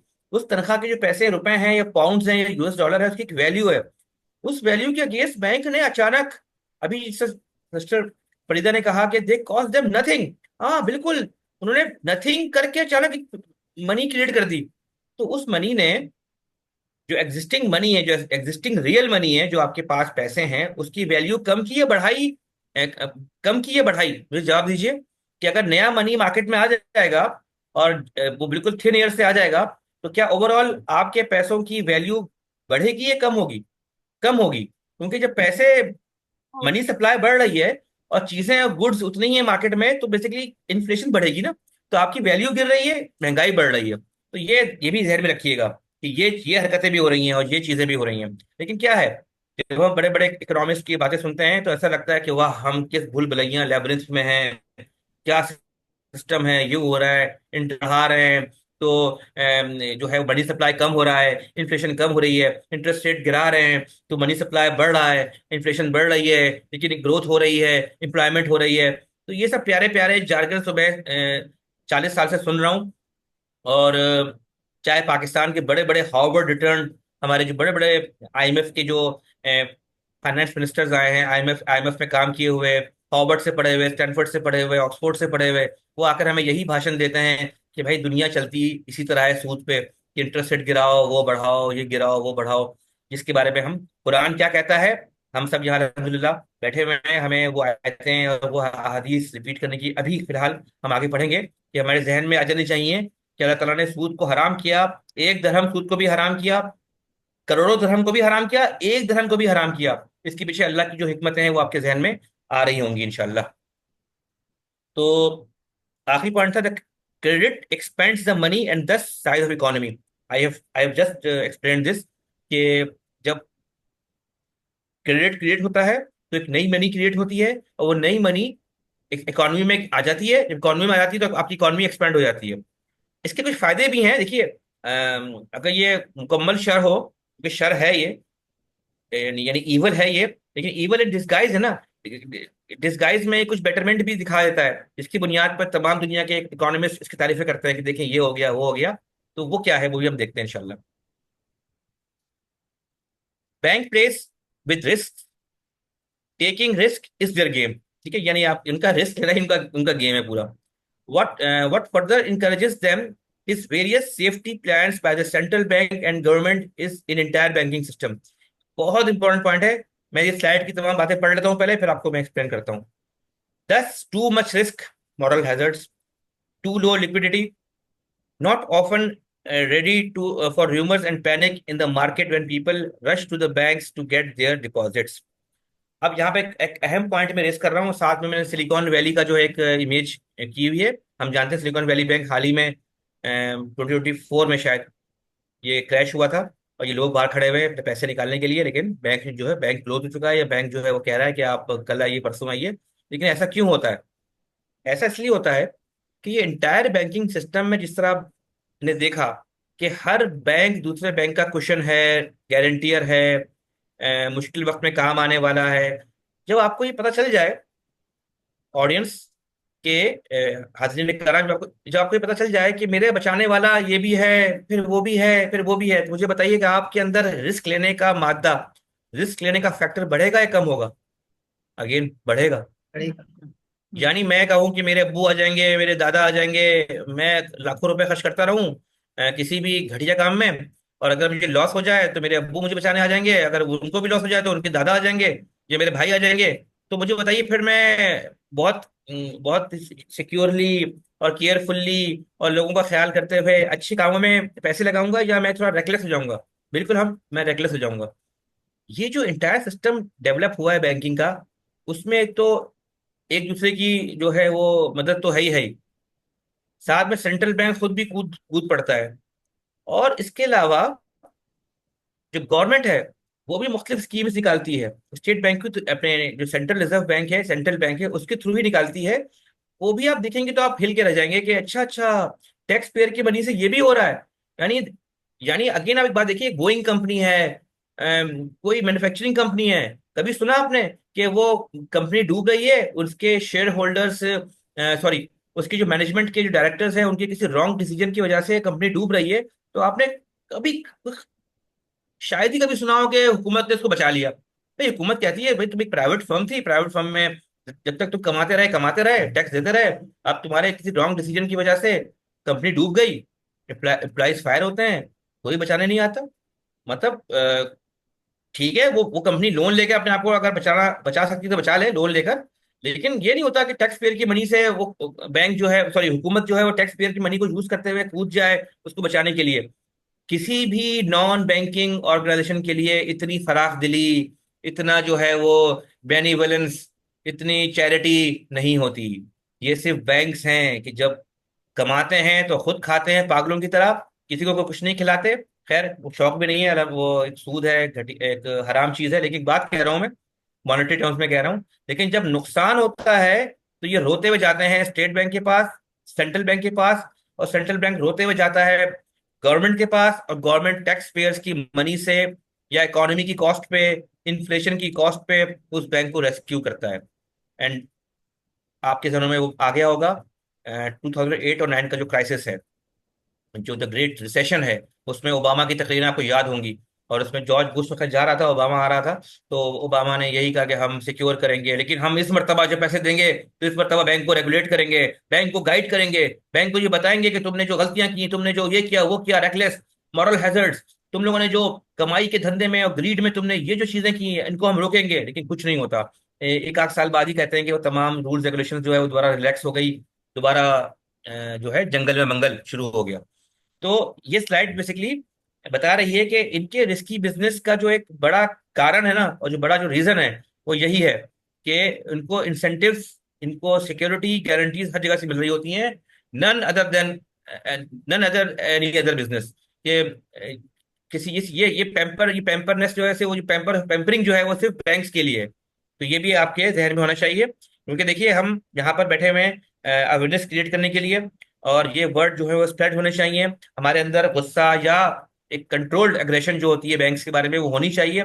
यही हमें मजबूर करेगा कि हम जो है वो एक्टिविज्म की तरफ जाएं, हम गवर्नमेंट्स को मजबूर करें कि या बैंकिंग के जो रूल्स रेगुलेशंस को स्ट्रॉन्ग करें, और एज ए मुसलमान सूद को खत्म करें। हम तो सूद को खत्म करना ही चाहेंगे, क्योंकि आप देखिए ना कि बार बार इंटरेस्ट रेट, पॉलिसी रेट, कौन सा रेट, कैश रिजर्व रेशियो पर प्रॉफिट, और उस पर प्रॉफिट, और उस पर सूद, ये क्यों हो रहा है? सिर्फ सूद को हलाल करने से हो रहा है। आप वन सूद को हराम करार दे दें तो ये बैंक खुद ब खुद रेगुलेट हो जाएंगे, ये बैंक खुद ब खुद प्रूडेंट हो जाएंगे, बहुत केयरफुल हो जाएंगे बिजनेस डीलिंग में, वगैरह वगैरह। So, Bhadravaka, अच्छा, the और governments are doing it because they get the bonds. Is that why they're doing it? Government को लॉबिंग के जरिए जो सेनेटर्स हैं और कौमी जो जो जो कांग्रेस मेंबर्स हैं, उनके अपने शेयर्स बैंक्स में होते हैं। तो बेसिकली ये बिल्कुल उसकी तरह है, गन लॉबी की तरह है। कि गन गन जो गन बनाते हैं वो रिपब्लिकन्स को हमेशा वो उनके पॉलिटिक्स में, उनके इलेक्शन कैंपेन में, through through funding and through through other other donations वो कंट्रोल रखते हैं। तो बैंक्स तो कहते हैं, एक जमाने में पढ़ रहा था कि सिटी बैंक का इतना बड़ा बजट है सिर्फ लॉबिंग के लिए। लॉबिंग क्या होती है कि सेनेटर्स को जो है वो गाड़ियां दे देना, उनको छुट्टियों पर स्विट्जरलैंड ले जाना, यानी बिल्कुल मार्केटिंग का बजट जो होता है वो लॉबिंग का बजट होता है, ताकि सेनेटर्स जो है कभी सेनेटर्स जो है अमेरिका के या यूके के जो पार्लियामेंटेरियंस हैं कोई ऐसा लॉ या ऐसा बिल ना बना लें जो बैंकिंग बिजनेस को जो है वो खतरे में डाल दे या उनको जस्टिस की तरफ माइल कर दे और इंसाफ की तरफ माइल कर दे। तो एक तो ये हो गया। और प्लस आपने क्या कहा था कि बॉन्ड्स, हाँ बॉन्ड्स अब तो देखिए वो सिस्टम का पार्ट है। गवर्नमेंट को भी पता है कि हम भी अब रेकलेसली स्पेंड करेंगे, तो अपने बॉन्ड जारी करके हम बैंक से कहेंगे बॉन्ड खरीद लो, फिर हम सूद देते रहेंगे। उस दिन जो बात हो रही थी लास्ट सारी प्रेजेंटेशन में कि अमेरिका जो है इस वक्त पता नहीं कितना 800 बिलियन या 1 ट्रिलियन के करीब जो है वो सिर्फ सूद पे कर रहा है। तो ये सूद कहाँ से पे कर रहा है? टैक्स पेयर्स की मनी से कर रहा है। टैक्स पेयर की मनी अगर स्कूलों पे खर्च होती, सेहत पे खर्च होती, अस्पताल में खर्च होती, लॉ एंड ऑर्डर पे खर्च होती, जस्टिस सिस्टम पे खर्च होती, रोड्स पे खर्च होती, पार्क्स पे खर्च होती, तो अवाम खुश होती। ये तो जा रहा है, ये जा रहा है सूद में। और सूद के बड़े बड़े कौन शेयर वो हैं? बॉन्ड होल्डर्स, बड़े बड़े अरबपति सरमायाकार हैं। तो ये बहुत बड़ा डर्टी बिजनेस है और ये तमाम जो पावरफुल लोग हैं वो हैंड्स इन ग्लव्स हैं इस मामले में। फिर ये एक जस्ट एक पिक्चर है कि एक 1930 का बैंक रन की एक तस्वीर ऊपर है ब्लैक एंड व्हाइट, और नीचे फर्स्ट रिपब्लिक बैंक है जो सिलिकॉन वैली बैंक के आसपास ये भी क्रैश हुआ था, ये भी कोलैप्स हुआ था। इसको बाद में मेरे ख्याल में JP मॉर्गन ने खरीद लिया। खैर, अब हम आते हैं उस बात पे कि वो जो इंसेंटिव है गवर्नमेंट जो मुख्तलिफ इंसेंटिव देती है बैंक्स को। एक तो आपने सुन लिया कि बैंक जो है वो आपस में बोरो करते रहते हैं और सेंट्रल बैंक भी कभी कभार रेस्क्यू करने पे आ जाता है। और सेंट्रल बैंक कैसे रेस्क्यू करता है वो हम इंशाल्लाह आगे देखते हैं। लेकिन यहाँ पे सबसे जो मजे की बात है वो ये है कि governments do legislation for the banking environment and regulation. ठीक है, गवर्नमेंट का काम भी है, अच्छी बात है। प्रोवाइडिंग गारंटी ऑन डिपॉजिट्स, ये वाई मैंने लिखा हुआ है कैपिटल में, क्यों भाई? क्यों? क्यों? एक बैंक है, प्राइवेट बैंक है, ठीक है, उसमें आवाम ने पैसे डाले हुए हैं, लेकिन बैंक को हुकूमत कहे कि तुम सही फैसले करो और सही तरीके से बैंक को चलाओ, रिस्की बिजनेस ना करो, रिस्की डील्स ना करो, और टू मच या मॉरली मॉरली करप्ट जो डिसीजन मेकिंग है ना करो, या एक्स्ट्रा ऑर्डिनरी प्रॉफिट सीकिंग ना करो। अ, तो और इस तरह बैंक को रन करो, बैंक को हेल्दी रखो। लेकिन नहीं, बैंकों की ही चालबाजियों और वही जो लॉबिंग के जरिए इन्होंने मजबूर कर दिया गवर्नमेंट्स को कि आप एक फंड क्रिएट करें। अमेरिका में FDIC है, फेडरल डिपॉजिट इंश्योरेंस कॉर्पोरेशन, और पाकिस्तान में भी है इसी तरह। पाकिस्तान में भी इसको डिपॉजिट प्रोटेक्शन कॉर्पोरेशन कहते हैं पाकिस्तान में। और 2.5 लाख डॉलर्स को सिक्योर और इंश्योर कर दिया गया है अमेरिका में। यानी अमेरिका में कोई बैंक अगर क्लैप्स कर भी जाता है तो जिन अकाउंट होल्डर्स के 2.5 लाख डॉलर है अकाउंट्स में, उनको अमेरिकन जो स्टेट बैंक, सॉरी फेडरल, उस मुल्क का जो स्टेट बैंक है यानी फेडरल रिजर्व है अमेरिका का, वो 2.5 लाख डॉलर पे कर देगा, बचा लेगा। ठीक है, मैं इसको यहाँ कहूंगा कि ठीक है, कंज्यूमर पॉइंट ऑफ व्यू से तो अच्छी बात है, लेकिन ये किसी और जगह नहीं होता है, ये याद रखिएगा आप। तो बैंक से देखिए हुआ क्या, बैंक्स अब अच्छा, ये तो आप देखिए कंज्यूमर पॉइंट ऑफ व्यू से कि अच्छी बात है, तालियां क्लैपिंग होनी चाहिए। लेकिन बैंक की पर्सपेक्टिव से देखें तो बैंक तो और वो हो गए शहनशाह, वो जो होते हैं ना पैम्पर बॉय, कि भाई मजा आ गया भाई, तो अगर हम ग्लैब्स भी करते हैं तो इतने लाख रुपए, तो इतने करोड़ अरब डॉलर जो है वो तो हुकूमत दे देगी हमारे शेयर होल्डर, हमारे सॉरी डिपॉजिटर्स को। तो ये आपने बैंकर्स को एक्स्ट्रा लेवरेज दिया कि अब आप और खुल के खेलो और खुल के आप रॉन्ग डिसीजन कर सकते हो। तो ये इसको मैं ऐसे नेगेटिव भी कह रहा हूँ, पॉजिटिव चले एज अ कंज्यूमर साइड पे कि चलो अगर बैंक डूबता है तो 2.5 लाख वालों को मिल जाएंगे, हाँ इससे ऊपर वालों को नहीं मिलेंगे, या इसके ऊपर वालों को भी 2.5 लाख ही मिलेंगे, बाकी पैसे नहीं मिलेंगे, ऐसा ऐसा होगा। तो ये एक सेटिंग है जो आपकी नॉलेज के लिए, आपके अंडरस्टैंडिंग के लिए जरूरी है कि हर बैंक, दुनिया के हर मुल्क में, मैं कहीं पढ़ रहा था कि 124 ममालिक में इस टाइप की इंश्योरेंस कॉर्पोरेशन मौजूद है। पाकिस्तान में भी हाल ही में 2007-8 के बाद ये बना है, और पाकिस्तान में भी 2.5 लाख रुपए किसी अकाउंट होल्डर का है, तो अगर बैंक डूब जाता है, बैंक भाग जाता है, तो पैसे गवर्नमेंट देगी आपको, यानी कि स्टेट बैंक ऑफ पाकिस्तान देगा।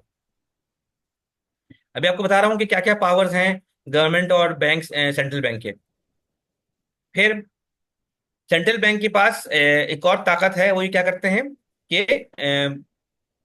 लेंडर ऑफ लास्ट रिजॉर्ट हैं। जिस तरह अगर मैंने अभी कुछ देर पहले कहा था कि बैंक्स आपस में ब्रदर बैंक्स के साथ लैंडिंग और बोरोइंग करते हैं, लेकिन अगर वहां से भी कुछ कमी बेशी हो जाए और रिस्क, या समझे कि क्राइसिस बहुत बड़ा हो जाए, जैसे 2008 का फाइनेंशियल रिसेशन था अमेरिका में, या यूके में भी उसके बाद आगे पीछे आया था, तो ये वाकई इतना बड़ा क्राइसिस हो जाता है कि बैंक्स भी आपस में कुछ नहीं कर सकते।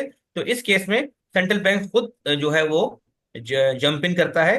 और चूंकि सेंट्रल बैंक के पास भी मनी क्रिएशन के राइट्स हैं, मनी क्रिएशन की पावर तो सबसे ज्यादा सेंट्रल बैंक के पास ही है, बल्कि उसी ने ये पावर कमर्शियल बैंक्स को दी, तो वो भी मनी क्रिएट कर कर लिक्विडिटी को बढ़ा सकता है। लिक्विडिटी अगेन कैश मनी, ताकि लोगों के हाथों में पैसे आए, उसको मार्केट में मनी सप्लाई को इंक्रीज करके ये चीजें कर सकता है। उसकी बाकायदा अकाउंटिंग होती है, प्रॉपर तरीका होता है। ऐसे नहीं है कि हेलीकॉप्टर से बैंक वाले हेलीकॉप्टर में गए और ब्रीफ केस गिरा दिया पैसों का, ऐसा नहीं होता। एक अकाउंटिंग प्रैक्टिस होती है, जिसका भी कुछ देर पहले हमने अकाउंटिंग प्रैक्टिस देखी, जिसपे आपको एतराज हो सकता है, but still it's a legal accounting practice. तो अकाउंटिंग प्रैक्टिस के जरिए वो मनी अगेन मनी क्रिएट करते हैं। कोई नई आमदनी नहीं आती, बैंक के पास पावर है, सेंट्रल बैंक के पास भी पावर है। तो लेंडर ऑफ लास्ट रिजॉर्ट ये हो गया। क्योंकि देखिए, अगर बैंक, स्टेट बैंक हुकूमत से मांगेगा ना, तो फिर एक मसला बनेगा, शोर शराबा होगा कि भाई हमारे टैक्स पेयर्स की मनी से क्यों हो रहा है। तो कुछ बैंक कर लेता है, कुछ हुकूमत कर लेती है, मिल मिलाकर जो है वो बैंकों को बचा लिया जाता है। Central bank step in and lend banks to make sure they remain solvent and to remain liquid. ये तकरीबन सेम है, बट लिक्विडिटी कहते हैं शॉर्ट टर्म को, सॉल्वेंसी कहते हैं लॉन्ग टर्म को। ये अगेन मैं इंशाल्लाह फिर कभी किसी और प्रेजेंटेशन में मजीद को वाज़ेह कर दूंगा कि लिक्विडिटी का मतलब यह है कि विद इन शॉर्ट टर्म में मैं पैसे मांगू आपसे, तो आप फौरन पर्स से पैसे निकाल के मुझे दे दे। It means you have liquidity. और अगर आप मुझे कहें कि नहीं, मुझे 2 हफ्ते का टाइम दो या 1 साल का टाइम दो, और स्टिल आप मुझे पेमेंट कर दें, तो it means you are solvent. अगर आप लिक्विड भी नहीं है, सॉल्वेंट भी नहीं है, लिक्विडिटी भी नहीं है, सॉल्वेंसी भी नहीं, इसका मतलब है आप you are ready to crash, you are ready to collapse. और यही हुआ था सिलिकॉन वैली बैंक में, यही हुआ था फर्स्ट रिपब्लिक बैंक में, कि जब लोग गए तो ये उस काबिल भी नहीं थे बोलने के कि तुम 6 महीने बाद आ जाओ, यानी 6 महीने बाद आने के भी काबिल नहीं थे, क्योंकि इन्होंने ऐसी जगह इन्वेस्टमेंट कर दी थी कि वो इन्वेस्टमेंट डूब गई। कि वो डूब गई इन्वेस्टमेंट, तो अब इनके पास ना लिक्विडिटी के पैसे हैं, ना सॉल्वेंसी के पैसे हैं। तो फिर स्टेप इन करना पड़ता है दूसरे बैंक्स को, ब्रदर बैंक्स को, कुलीग्स को, या फिर सेंट्रल बैंक को। लेकिन यहाँ इस स्लाइड का मकसद ये है कि आप देख लीजिए कि बैंकिंग सिस्टम को कवर करने के लिए क्या क्या चीजें मौजूद हैं। इंश्योरेंस मौजूद है, सेंट्रल बैंक खुद मौजूद है। ये देखिएगा, by long term and distressed assets from the bank so that bank can pay depositors. इसको और से देखिएगा। देखिए, जब क्राइसिस बहुत बड़ा होता है ना, तो फिर जब मैंने इस तरह से मैंने कहा कि बहुत बड़ा क्राइसिस होता है, तो सेंट्रल बैंक फिर लोन नहीं देता। फिर करता यह है कि उस बैंक के जो घटिया, खराब, डिस्ट्रेस्ड, वही जो डूबे हुए एसेट्स हैं, उनको परचेज कर लेता है। यानी सेंट्रल बैंक कहता है चलो मैं खरीद लेता हूँ। जब मैं खरीद लेता हूँ, तो वो उसकी अमाउंट जो जाती है बैंक के पास, तो बैंक इस काबिल होता है कि कम से कम अपने डिपॉजिटर्स को पैसे वापस कर सके। तो इसको कहते हैं क्वांटिटेटिव ईजिंग। इसको अब आगे देखेंगे इंशाल्लाह।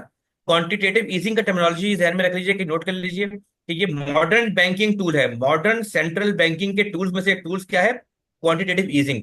ये समझे, मैसिव स्केल पे अगर इवन लोन देने से भी मामला हल नहीं हो रहा है, तो आप उसके ही वो जो खराब, बैड एसेट्स हैं, जो नॉन, इसको भी वही, इसको एक और लफ्ज़ है, नॉन परफॉर्मिंग एसेट्स, वही सेंट्रल बैंक खरीद कर अपने बुक्स पे डाल लेता है, अपने चार्ट ऑफ अकाउंट में, या अपने बुक्स, अपने अकाउंटिंग बुक्स में डाल लेता है।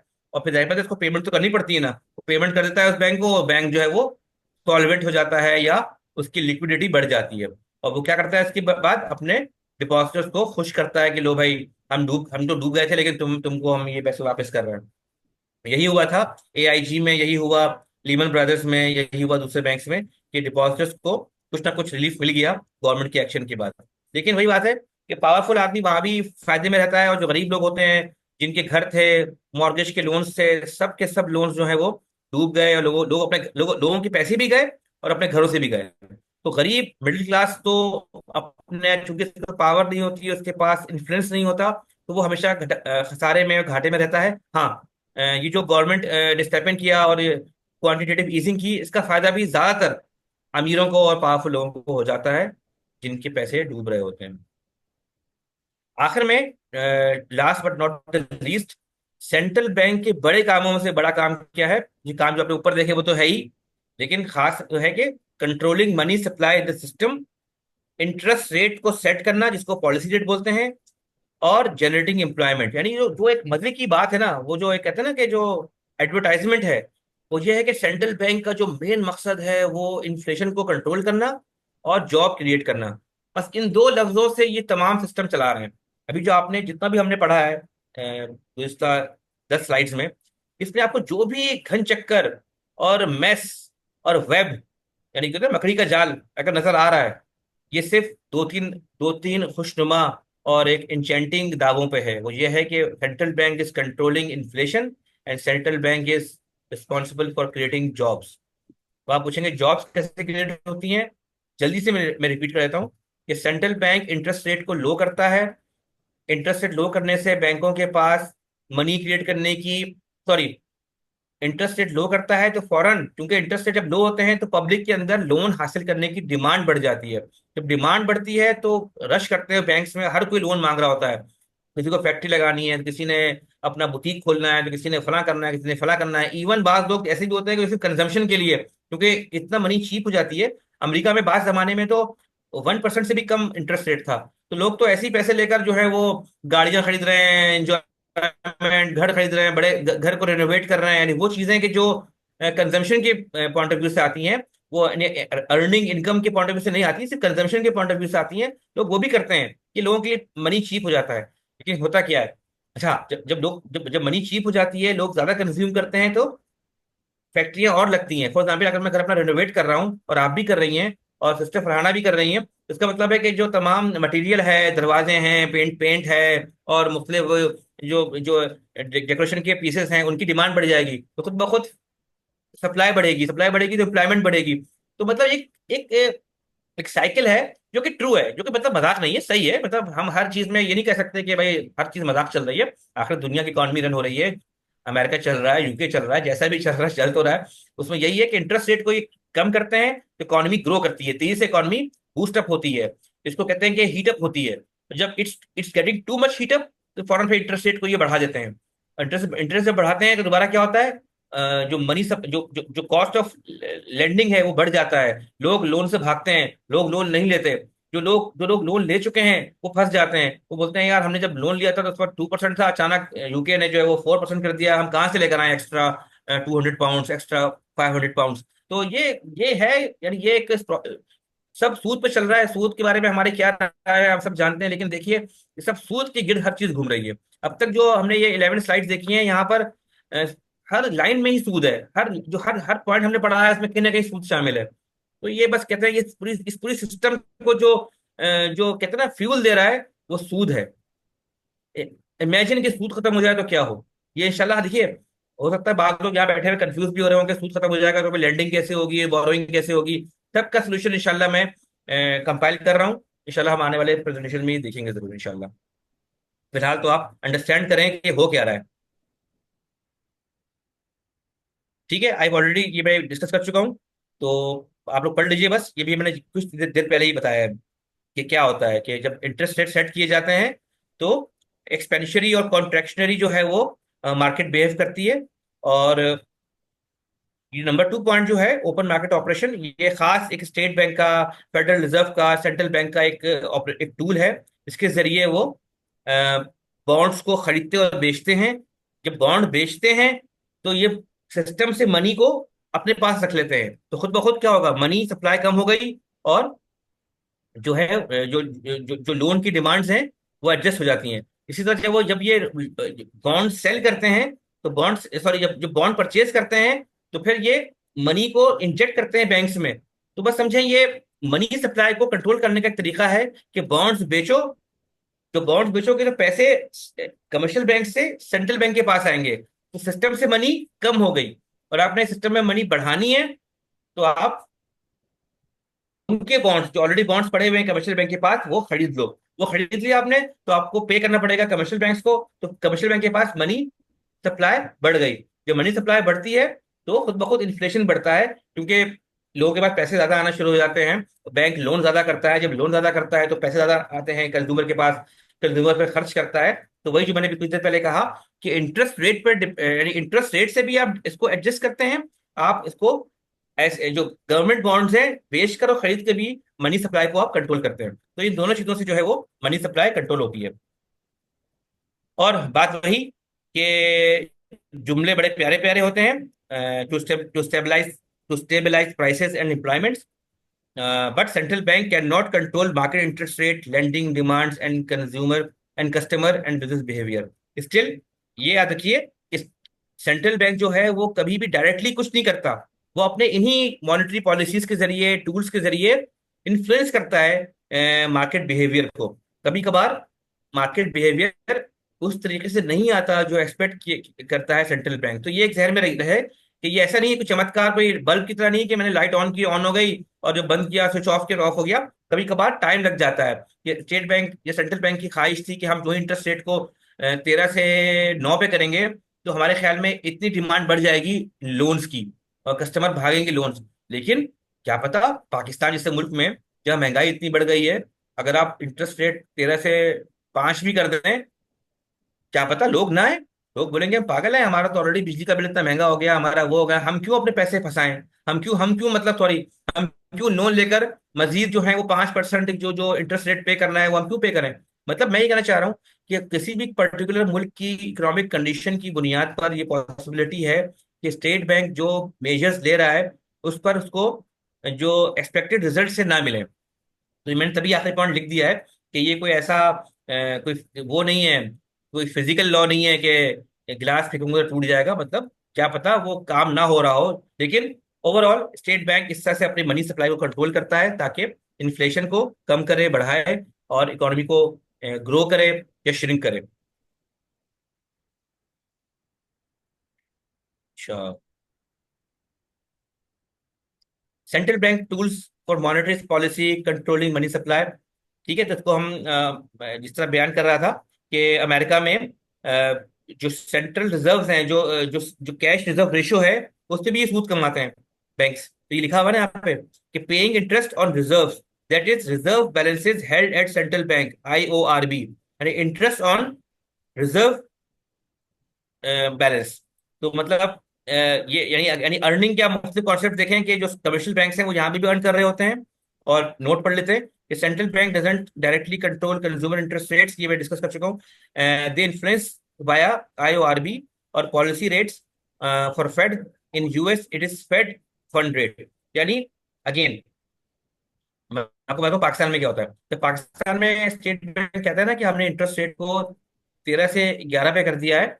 तो बेसिकली वो ओवरनाइट जो बैंक आपस में लेंडिंग बोरोइंग करते हैं ना उसके रेट को ये सेट करते हैं। और उसमें भी एक सीलिंग होता है, एक फ्लोर होता है। अगर मैं कह रहा हूँ 12 है तो 12 हो गया एवरेज। इसका मतलब है सीलिंग है 11 और सॉरी फ्लोर है 11 और सीलिंग है 13 और 12 जो है वो मैंने ऐलान किया है। अगर मैं गवर्नर हूँ पाकिस्तान स्टेट बैंक का तो मैं कहूंगा कि हमने पॉलिसी रेट 12 कर दिया है। तो अब इसका मतलब ये हुआ कि 13 से लेकर 11 तक, सॉरी 11 से लेकर 13 तक ये बैंक्स आपस में ओवरनाइट लेंडिंग करेंगे। ओवरनाइट लेंडिंग क्यों करते हैं ये ऑलरेडी बयान कर चुका हूँ। ये रिकॉर्डिंग आएगी तो आप दोबारा सुन सकते हैं इसको। इसके बाद जो मैं कहना चाह रहा हूँ ना कि बैंक क्या करते हैं, बैंक्स ये करते हैं कमर्शियल बैंक्स कि इस 12% पे जो एवरेज है अब इस पे अपने प्रोडक्ट्स बनाते हैं कि मॉर्गेज लोन हम लेंगे 14 पे, देंगे 14 पे, कार लोन हम देंगे 15% पे, क्रेडिट कार्ड हम देंगे 20% पे। जो मैं ये बातें पहले कर चुका हूँ तो रिपीट कर रहा हूँ कि इसके बाद तो गेम शुरू होता है। यानी federal reserve, state bank of Pakistan, reserve bank of India, किसी मुल्क का भी कमर्शियल जो स्टेट बैंक है, सेंट्रल बैंक है, वो एक पॉलिसी रेट रखता है। और पॉलिसी रेट जो होता है वो आपस की लेंडिंग के लिए होता है बैंकों की ओवरनाइट। उसके बाद उस पर गेम शुरू होता है मुख्तलिफ कंज्यूमर लेवल के लोन्स का और इंटरेस्ट रेट्स का। Charging interest by central bank on loans given to bank, a fixed rate is called discount rate। ठीक है, बात बिल्कुल में इसको डिस्काउंट रेट भी कहते हैं। जिस तरह मैंने आपसे कहा था एक इसी स्लाइड में कि बैंक कभी कभार सेंट्रल बैंक से भी लोन मांग लेते हैं। नहीं, एक तो वो लोन है ना कि जो ये आपस में लेते हैं उसको हम कहते हैं अमेरिका में इसको बोलते हैं फेडरल फंड रेट, और पाकिस्तान में इसको बोलते हैं ओवरनाइट लैंडिंग चार्जेस, और अमेरिका में बोलते हैं अगेन फेडरल फंड रेट। लेकिन मैंने शायद पहले कहा था कि बैंक कभी कभार मजबूरी में सेंट्रल बैंक से भी कहता है कि मुझे मेरे ब्रदर बैंक और कोलीग्स जो है वो बैंक्स जो है वो नहीं दे रहे लोन, आप मुझको लोन दे दें। तो उस लोन को बोलते हैं discount discount loan, discount rate, उसको डिस्काउंट रेट कहते हैं। तो बताना चाह रहा हूँ कि कितने अकसाम के लोन, कितने अकसाम के सूदी रेट्स हैं। कैश रिजर्व रेशो पे एक एक आईओआरबी है, एक फेडरल फंड रेट है, एक है आपका जिससे मैंने पाकिस्तान में कहा कि ओवरनाइट ओवरनाइट लेंडिंग चार्जेस हैं। तो जिसको ठीक है अमेरिका में आप वही कहते हैं, फेडरल फंड रेट अमेरिका में कहते हैं, पाकिस्तान में इसको ओवरनाइट कहते हैं, यूके में भी शायद इसको ओवरनाइट चार्जेस बोलते हैं। लेकिन इसके ऊपर फिर मजीद लोन रेट्स के परसेंटेजेस ऐड किए जाते हैं कंज्यूमर लोन्स के लिए। तो ये सूद की तह दर तह दर तह, और कुरान जो कहता है कि, तो मैंने आयत कोट भी किया आखिर में, कि तुमको सूद जो है ना, शैतान जब तुमको छूता है ना, तुम क़यामत के दिन इस तरह से अल्लाह के सामने बावले और एकदम पागलों की तरह उठोगे, क्योंकि तुम्हें जिस तरह तुम्हें शैतान ने छू लिया हो। तो ये बिल्कुल उसी मिजाज की अक्कासी है कि सूद दर सूद, और उस पर रेट, उस पर रेट, उस पर रेट। और ये आपकी हालत है जो हम ऑलरेडी, जब मैंने ये वीओटीपी में शुरू किया था सेशंस, तो हमने जो पहला सेशन किया था उसमें हमने ये बयान किया था ना कि दुनिया में जो आज inequality, income gap, wealth gap, और जो पॉवर्टी है इस वक्त अफ्रीका में और पाकिस्तान इंडिया में खास तौर पे, ये इसी निजाम का दिया हुआ है ना। लाख आप कहें कि नहीं इसने इतने लोगों को अमीर कर दिया, इतने लोगों को ये कर दिया, और चाइना हो गया और अमेरिका, यूके और यूरोप, कनाडा, नहीं नहीं नहीं।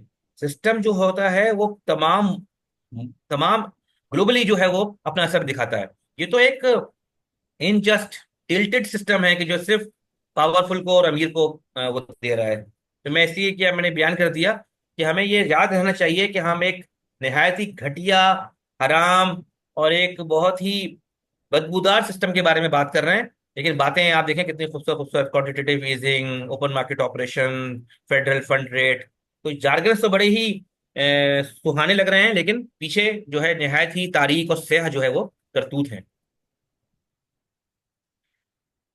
ठीक है, ये इसको मैं एक्सप्लेन नहीं कर रहा हूँ, मैं ये बयान कर चुका हूँ कि ओपन मार्केट ऑपरेशन क्या होता है। पढ़ लीजिए इसमें तस्वीर में जो पिक्चर है, the federal reserve policy of buying and selling US treasury and US bonds along with other securities on the open market in order to manage money supply. So we have already discussed that very clearly.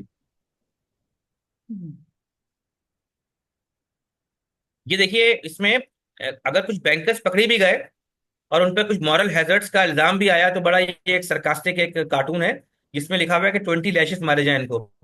एक regulator है, एक banker है, एक बैंकों का executive है, और उसको जो है वो पर से जो है ना, एक मुलायम से पर से, एक बहुत ही, यानी वो खुद भी जो है मारने वाला, वो सोच रहा है कि इससे इनको क्या तकलीफ होगी। तो बेसिकली यही बयान करना चाह रहा हूँ मैं कि ये पूरा सिस्टम जो है वो पैम्पर कर रहा है। तो when central bank wants to slow down economy by raising interest rates which reduce money supply, then regardless of what is happening in society, यानी सोसाइटी में कुछ भी हो रहा हो, bank earn interest from central bank and they also raises interest on all types of consumer loans. ये बहुत important है। और देखा जाए तो हमारी प्रेजेंटेशन का जो पॉइंट है कि ग्रीड और ये मॉरल हैजर्ड क्या है, उसको समझाने के लिए एक बहुत ही जबरदस्त एग्जाम्पल है। ये होता ये है कि जब इंटरेस्ट रेट बढ़ते हैं तो बैंक जो होते हैं फौरन ही अपने कंज्यूमर इंटरेस्ट लोन, जो कंज्यूमर लोन्स हैं उनके इंटरेस्ट रेट फौरन बढ़ा देते हैं, फौरन, ओवरनाइट। और डिपॉजिटर्स, जो अकाउंट होल्डर्स हैं, जिनके सेविंग अकाउंट्स हैं, जो कि गलत है, हराम है, तमाम उलमा कराम कहते हैं कि सेविंग अकाउंट्स जो है वो सही नहीं है, हराम है कमर्शियल बैंक्स के। चले एक लम्हे के लिए फर्ज कर लें कि कोई अकाउंट होल्डर है भी उसका, तो उसको जो फायदा मिलता है वो बहुत बहुत डिले के बाद बहुत देर से मिलता है। तो उसको डबल डिपिंग बोलते हैं, डबल डिपिंग, डबल प्रॉफिटिंग। यानी बैंक ने वहां से भी कमा लिया कि जो उसने अपना कैश रिजर्व रेशियो बैंक में रखा हुआ था वहां से भी इंटरेस्ट रेट कमा लिया, और साथ में उसने कंज्यूमर के लोन से उसके इंटरेस्ट रेट फौरन बढ़ा दिए। इस मासूमियत में, इनोसेंस में, क्या हो चूंकि सेंट्रल बैंक ने बढ़ा दिया तो हम बढ़ा रहे हैं, तो दोनों तरफ से तो आमदनी बढ़ गई। लेकिन जो आपको पे करना था इंटरेस्ट टू योर डिपॉजिटर्स, वो तो आपने बहुत ही कम परसेंटेज में, वो भी बहुत देर से बढ़ाया। और ऑडियंस, अगर आपको कभी मुझसे रेफरेंस चाहिए तो मैं आपको चार्ट भी दे दूंगा कि वो चार्ट में किस तरह से वो चार्ट मेरे पास था जेपी मॉर्गन का, कि जेपी मॉर्गन फॉरन, यानी किसी पर्टिकुलर ईयर की बात हो रही थी कि 2009-10 में इंटरेस्ट रेट ये थे, इन्होंने फॉरेन कंज्यूमर इंटरेस्ट रेट बढ़ा दिए, और सेंट्रल बैंक से भी कमा रहे हैं, वहां से भी कमा रहे हैं, कंज्यूमर से भी। लेकिन जो डिपॉजिटर्स हैं उसका वो फ्रैक्शन ऑफ परसेंटेज बढ़ाकर जो है वो हातिम ताई की खबर पे लात मारी। तो ये है इनकी वो ग्रीड, ये है इनका ये वो मिसचीफ। और यही मैंने इसको यहाँ पर एक इंग्लिश पैराग्राफ में लिखा हुआ है, तो ये आप बाद में पढ़ भी सकते हैं इन रिकॉर्डिंग। तो ये नेक्सस है, ये एक गठजोड़ है, नेक्सस है सेंट्रल बैंक का और बैंक्स का। Bank adjust profit on account holder depositor slowly and very less in percent but very quick on passing on to borrowers. तो उसको मैंने जो लिखा हुआ है बोर्ड में, प्रॉफिट और प्रॉफिट ग्रीड है, ये ग्रीड ऑफ प्रॉफिट कह लें। और बहाने यही होते हैं कि नहीं नहीं नहीं, बैंक के चूंकि अखराजात बढ़ गए, बैंक को ओवरनाइट लेंडिंग की वजह से, बोरोइंग की वजह से पे करना पड़ रहा है वो जो ब्रदर बैंक्स को, तो वो भी बढ़ गया है और ये भी हो गया है और महंगाई बढ़ गई है। भाई तुम तो दोनों तरफ से लूट रहे हो लोगों को। और डिपॉजिट्स पे तुमने अलग बॉन्ड्स खरीदे हुए हैं, बॉन्ड्स का तुम अलग सूद ले रहे हो, कैश रिजर्व रेशो का अलग सूद ले रहे हो, जो तुमने कंज्यूमर लोन लेंड आउट किए हुए हैं उससे अलग पैसे ले रहे हो। हर चीज तुम्हारी बढ़ गई। डिपॉजिट को तुमने बहुत देर से और बहुत कम तुमने पे किया, तो ये है इनकी हालात। Bottom line, banks could absorb more rates hikes without punishing consumers, but profit motives and market structures prevent it. This isn't pure economics, it's power imbalance. The system is rigged in favor of banks, not depositors or borrowers. यानी वो जो account holders है ना उनके balance में है, ना borrowers के बैलेंस में है। और मैं ये बात कहना भूल गया पिछली स्लाइड में, जो सिस्टर फरीदा ने हाईलाइट भी किया था। और जाहिर बात है हम इतना कुछ पढ़ रहे हैं, बोल रहे हैं कि जैसे चीजें, वो जो वो जो मनी यानी जो इंटरेस्ट रेट बढ़ाए हैं कंज्यूमर के, वो पैसे भी आउट ऑफ द नथिंग है, यानी वो मनी क्रिएट हुआ हुआ है। यानी दे कॉस्ट देम नथिंग वाली बात कि वहां से भी कमा रहे हैं, सेंट्रल बैंक से भी सूद ले रहे हैं, और प्लस जो बॉन्ड्स आपने खरीदे हुए हैं डिपॉजिट से वहां से भी ले रहे हैं, लेकिन आप जो है वो डिस्ट्रीब्यूट नहीं कर रहे हैं। आखिरी चंद स्लाइड्स आ गई हैं और ये रिमाइंडर्स हैं। और ये तस्वीर जो है ये मैं कहूँगा मेरे मोहसिन है ये मैंने 4-5 साल पहले इन्हीं को थोड़ा सा पढ़ना शुरू किया। फर्स्ट टाइम इन्होंने इनका नाम है रिचर्ड बर्नर, और इसका रेफरेंस भी नीचे लिखा हुआ है। और किसी को शौक हो पढ़ने का इनके पेपर्स को, इनके रिसर्चेस को, इन्होंने एम्पिरिकली फर्स्ट टाइम प्रूव किया था। एक जर्मन बैंक में इन्होंने अकाउंट खोला, लोन लिया, लोन के बाद अकाउंट खोला, और उन्होंने उस बैंक से कहा, बाकायदा इजाजत ली कि क्या मैं आपके अकाउंट चेक कर सकता हूँ। उन्होंने कहा चेक कीजिए। उन्होंने कहा कि आपके किसी भी अकाउंट से पैसे लेस नहीं हुए। तो it means that it's not intermediary, it's not fractions of banking, it's pure pure pure brand new money creation. तो मतलब ये इन्होंने बेसिकली प्रूव किया। स्टिल इनके पेपर आपको नेट पे मिल जाएंगे, लेकिन कभी भी एकेडमिया में या एकेडमिक बुक्स में या टेक्स्ट बुक्स में ये कभी भी इसको इस तरह से मेंशन नहीं किया जाता। आज तक तो नहीं किया गया, फ्यूचर में हो जाए। यही हमारा मकसद भी है वीओटीपी में कि हम लोगों के सामने ये बातें कर रहे हैं, ये बातें हम फैलाएंगे, ये मल्टीप्लाई होंगी बातें, और ये लोग मजबूर होंगे कि इसको कि आम आम आवाम जो है समझे इस बात को। और फिर हम देखें कि भाई ये सब चीजें जो है वो सूद की वजह से हैं, और जब सूद खत्म करेंगे, अबॉलिश करेंगे, तो इंशाल्लाह हमारा अल्लाह ताला दिमाग खोलेगा, नए नए तरीके निकलेंगे। और बाय द वे मैं इंशाल्लाह इसको अगले प्रेजेंटेशन में बयान करूंगा। दुनिया भर में इस पे काम शुरू हो चुका है, रिसर्चेस हो रही हैं कि किस तरह से मनी क्रिएशन को कंट्रोल किया जाए, इसको शिफ्ट किया जाए toward any other and, commercial bank से निकाला जाए। बहुत सी बातें हो रही हैं। तो इंशाल्लाह आज के दिन के लिए नहीं है, लेकिन इंशाल्लाह किसी और दिन। तो ये आप पढ़ लीजिए, सिंपल है कि रियलिटी क्या है, मिथ क्या है। Bank create new money when they lend, called credit creation. Deposits are mostly a by product of lending, not the source. हम बार बार कह चुके हैं, बल्कि अब मुझे ये कहने दीजिए, दोबारा मैं रिपीट कर रहा हूँ, डिपॉजिटर्स की मनी को बैंक टच ही नहीं करता। मुझे पता है कि मैं इसको चौथी बार बोल रहा हूँ, लेकिन ये गेट बाय हार्ट कर लें कि डिपॉजिट्स की मनी टच नहीं करता, क्योंकि वो बैंक कुछ पैसे सेंट्रल बैंक में रखे होते हैं और कुछ बॉन्ड्स की सूरत में होते हैं। और तमाम लोनिंग का जो काम है, लेंडिंग का जो काम है, वो सिर्फ और सिर्फ न्यू मनी से हो रहा है, क्रेडिट क्रिएशन से हो रहा है, जो कि कैंसिल आउट हो जाता है जब रिटर्न होता है। इसका मतलब ये हुआ ऑडियंस कि अगर कोई लोन रिटर्न ना हो तो वो पैसा कहाँ गया? तो जवाब देगा मुझे। जो लोन रिटर्न ना हो पाए, फीट हो जाए, या क्या मतलब डिफॉल्ट हो जाए, या उसको माफ तो करवा लेते हैं, तो वो पैसा कहाँ गया? वो सिस्टम में रह गया, वो इकॉनमी में रह गया। इसका मतलब है वो एक क्या बोलते हैं कि एक ऐसी मनी जिस पर कोई एफर्ट नहीं थी, वो महज एक कीबोर्ड का एक क्लिक था, वो अब पैसा सिस्टम में आ गया है, जिसने ऑटोमेटिकली सिस्टम के अंदर कुछ ना कुछ फ्रैक्शन ऑफ परसेंटेज, कुछ ना कुछ फ्रैक्शन इन्फ्लेशन बढ़ा दी। क्या ये जुल्म नहीं है? क्या ये गलत बात नहीं है? क्या ये वो मनी जो ऑलरेडी मार्केट में मौजूद थी, जो कि हार्ड अर्न मनी थी, लोगों ने कमाई थी मेहनत करके पसीना बहा के, उस मनी की वैल्यू थोड़ी सी कम नहीं हुई? और यही मनी जमा होते होते होते होते आखिरकार ऐलान होता है कि जी डबल रोटी महंगी हो गई है, डबल रोटी जो है वो 25 रुपए की है, या फलां चीज जो टमाटर जो है वो महंगा हो गया है। टमाटर चले, टमाटर की बात नहीं करता हूँ मैं, क्योंकि वो पेरिशेबल आइटम है। लेकिन चले, उस टमाटर के बनने में भी तो फर्टिलाइजर है, ट्रैक्टर है, पेट्रोल है, गैसोलीन है, पता नहीं क्या क्या चीजें हैं, तो उनकी वजह से टमाटर महंगा हो गया। तो ये महंगाई जो है ना वो बिल्ट इन द सिस्टम है। ये शायद ही कोई मौका आएगा कि चीज जो है वो आप कहें कि गाड़ी जो है अगर आज 25 लाख की है पाकिस्तान में, तो ये अब 10 लाख की हो गई, या 20 लाख की हो गई। पता नहीं वो कौन सा इवेंट होगा, वो क्या इकोनॉमी में चमत्कार होगा, या क्या वो मुआवजा हो जाएगा कि वो कम हो जाएगी। नॉर्मली चीजें बड़ी एक कमाल है, इनहेरेंट इनहेरेंट सिस्टमिक प्रॉब्लम है ये कुछ आखिर में रेफरेंसेस हैं बैंक ऑफ इंग्लैंड के, कि ये जो हम बातें कर रहे हैं क्रेडिट क्रिएशन की, ये कोई मिथोलॉजिकल बातें नहीं है, ये कोई कॉन्स्पिरेसी थ्योरी नहीं है। ये बैंक ऑफ इंग्लैंड का पेपर है 2014 का, बंडस बैंक का 2017 का। इसके अलावा केन्जियन इकोनॉमिक्स के बारे में ये जो रिचर्ड वर्नर हैं, जिनकी फोटो आप देख रहे हैं, तस्वीर, इन्होंने मिन्स्की के साथ पूरा काम किया हुआ है, इसका भी आपको लिंक मिल जाएगा। और प्लस मैं कहीं और पढ़ा था, आईएमएफ ने भी इस पे रिसर्च पेपर किया हुआ है कि मॉडर्न बैंक्स जो है वो मनी क्रिएट ही कर रहे हैं। तो कोई अब ये कॉन्स्पिरेसी थ्योरी नहीं है, इट्स अ फैक्ट नाउ।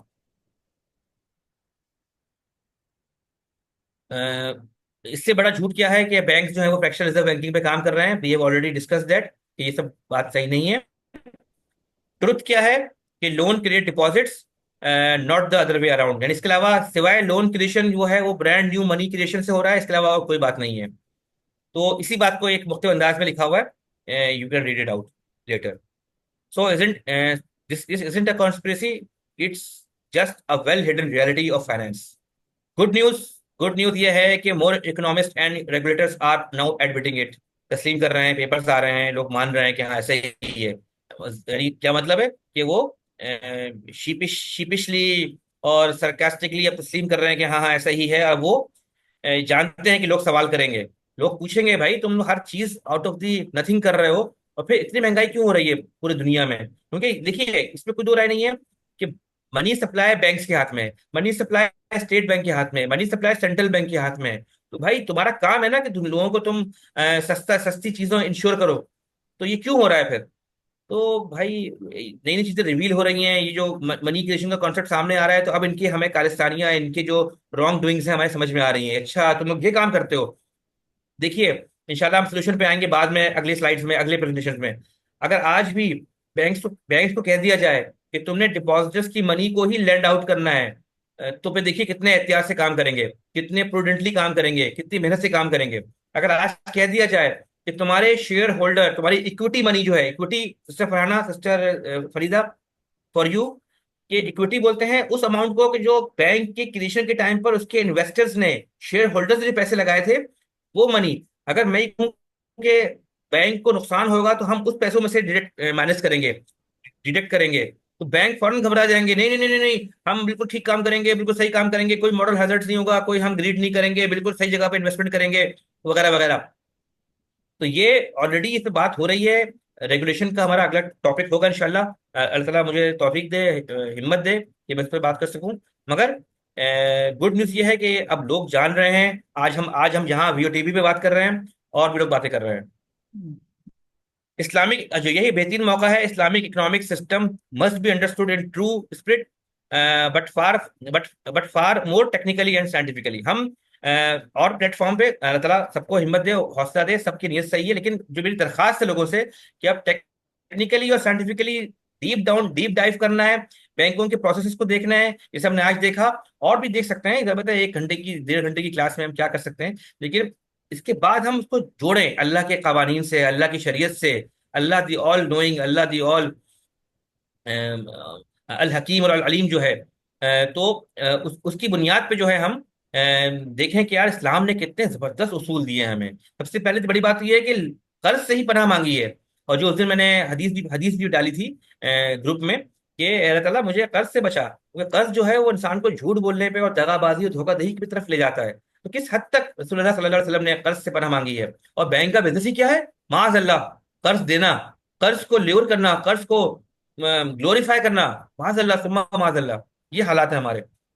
और fixing it require political will, intellectual activism which we are doing right now, and political struggle. ये मैं एक्स्ट्रा ऐड कर रहा हूँ कि आप लोग जहां जहां भी हैं, कोई ग्रुप्स यानी जो एक्टिव ग्रुप जो होते हैं, एक तो व्हाट्सएप ग्रुप हो गया ना, लेकिन एक होता है कि एक फिजिकल ग्रुप्स हों, ऑन ग्राउंड ग्रुप्स हों, कि जो बात कर सकें एमपीज के साथ, मेंबर पार्लियामेंट्स के साथ, कांग्रेसमैन के साथ। ये देखिए, इस्लाम को छोड़ दें, ठीक है, इस्लाम आपके लिए एक अनएक्सेप्टेबल है। ये तो देखें आप कि अगर इंटरेस्ट खत्म करते हैं तो कितना फायदा होता है। यानी आप इसको for the sake of Islam मत देखें, for the sake of humanity देख लें, तो हम इसमें भी एक गुड गुड गुड गुड काम हो सकता है कि हम लोगों से ये कहें कि भाई बैंक उनसे कहें, यानी मेंबर कांग्रेसमैन से कहें, सेनेटर से कहें कि आप इंटरेस्ट रेट को खत्म करें, मनी क्रिएशन को जरा सा थामें, इसको कंट्रोल करें। ये central bank, sorry, commercial bank जो है ये मनी क्रिएट करते हैं, तो ये मॉरल हैजर्ड क्रिएट करता है। ये too much power being given to the banks, और वो माशरे में एक हैजर्ड क्रिएट कर रहे हैं। इसको बचाएं आप। दुनिया कहाँ से, आप ही लोग तो कह रहे हैं कि इकोनॉमी खराब, क्या कहते हैं वो, इन्वायरमेंट खराब हो गया है, टू मच कंजम्पशन की वजह से जो है वो अर्थ की जो वो है क्लाइमेट है वो खराब हो रही है। तो हम ये कह रहे हैं कि इस्लाम ने एक मशवरा दिया है सूद को खत्म करने का, अबॉलिश करने का, इसको for the sake of humanity आप कबूल करें। चले बाद में आप जब आप देखेंगे, इसके फवायद देखेंगे, तो खुद ब खुद आप लोग इस्लाम भी ले आएंगे, वो बात की बात है, लेकिन कम से कम आप सूद तो खत्म करें। जापान की किताबें हमारे सामने है, कितने अर्से तक उसने नेगेटिव इंटरेस्ट रेट रखा, तो क्या जापान डूब गया? जापान जैसा भी है आज दुनिया के one of the wealthiest country है, हमें उसकी बहुत चीजों से एतराज होगा, उसकी बैंकिंग सिस्टम से, लेकिन उसने साबित करके दिखा दिया कि इंटरेस्ट रेट अगर जीरो हो, इवन नेगेटिव भी हो जाए, तो इकॉनमी चलती है। तो ये एक फूड फॉर थॉट है। आखिर में ये लास्ट स्लाइड है, अल्हम्दुलिल्लाह के हम अल्लाह की आयतों को नहीं भूलें कि कुरान सूरह आल इमरान 30 में कहता है कि ओ you who have believed, do not consume usually doubled and multiplied, but fear Allah that you may be successful. That you, Surah Al Imran है ये।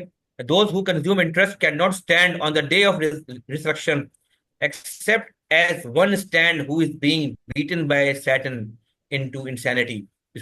तो कुरान में जब उर्दू में पढ़ते हैं तो कहते हैं कि जैसे शैतान ने जिसको छू लिया हो, और उसकी छुरी की वजह से वो बावला हो गया हो, पागल हो गया हो बिल्कुल। और बाद लोग कहते हैं ना कि हमारे कुछ उस्ताद कहते हैं कि अगर स्टॉक चेंज में आप लोगों की हालतें देखें, जिस तरह से वो चीख रहे होते हैं और सर सर को फोड़ रहे होते हैं कंप्यूटरों पे, कभी सर पे हाथ मार रहे हैं, तो उनकी हालत देखें तो वही गुमान होता है कि इनको लगता है शैतान ने छू लिया है, कि ऐसे ये अजीब गरीब हरकतें कर रहे हैं।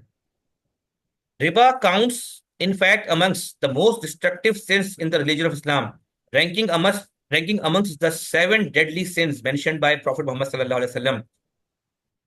A severe list of sins that also includes murder. तो सूद की शनाख्त की खबासत हमें हमारे जहन में रहनी चाहिए। और लेकिन जब हम बात करें तो टेक्निकली साइंटिफिकली हमारी नॉलेज इतनी ज्यादा हो कि हम लोगों को प्रूफ करें बैंक्स कहाँ कहाँ से जो है वो, और हम ज्यादा इफेक्टिव वे में बात कर पाएंगे इंशाल्लाह। अगली बार जब मैं आऊंगा अनकरीब, तो हम मॉरल हैजर्ड्स को अब हम चेक करेंगे रेगुलेशन एफर्ट से। तो क्या दुनिया में लोग हम ही अक्लमंद बैठे हुए हैं, या दुनिया में और लोग भी अक्लमंद हैं? हम जानते हैं कि दुनिया में बहुत बहुत बड़े बड़े अक्लमंद लोग बैठे हुए हैं।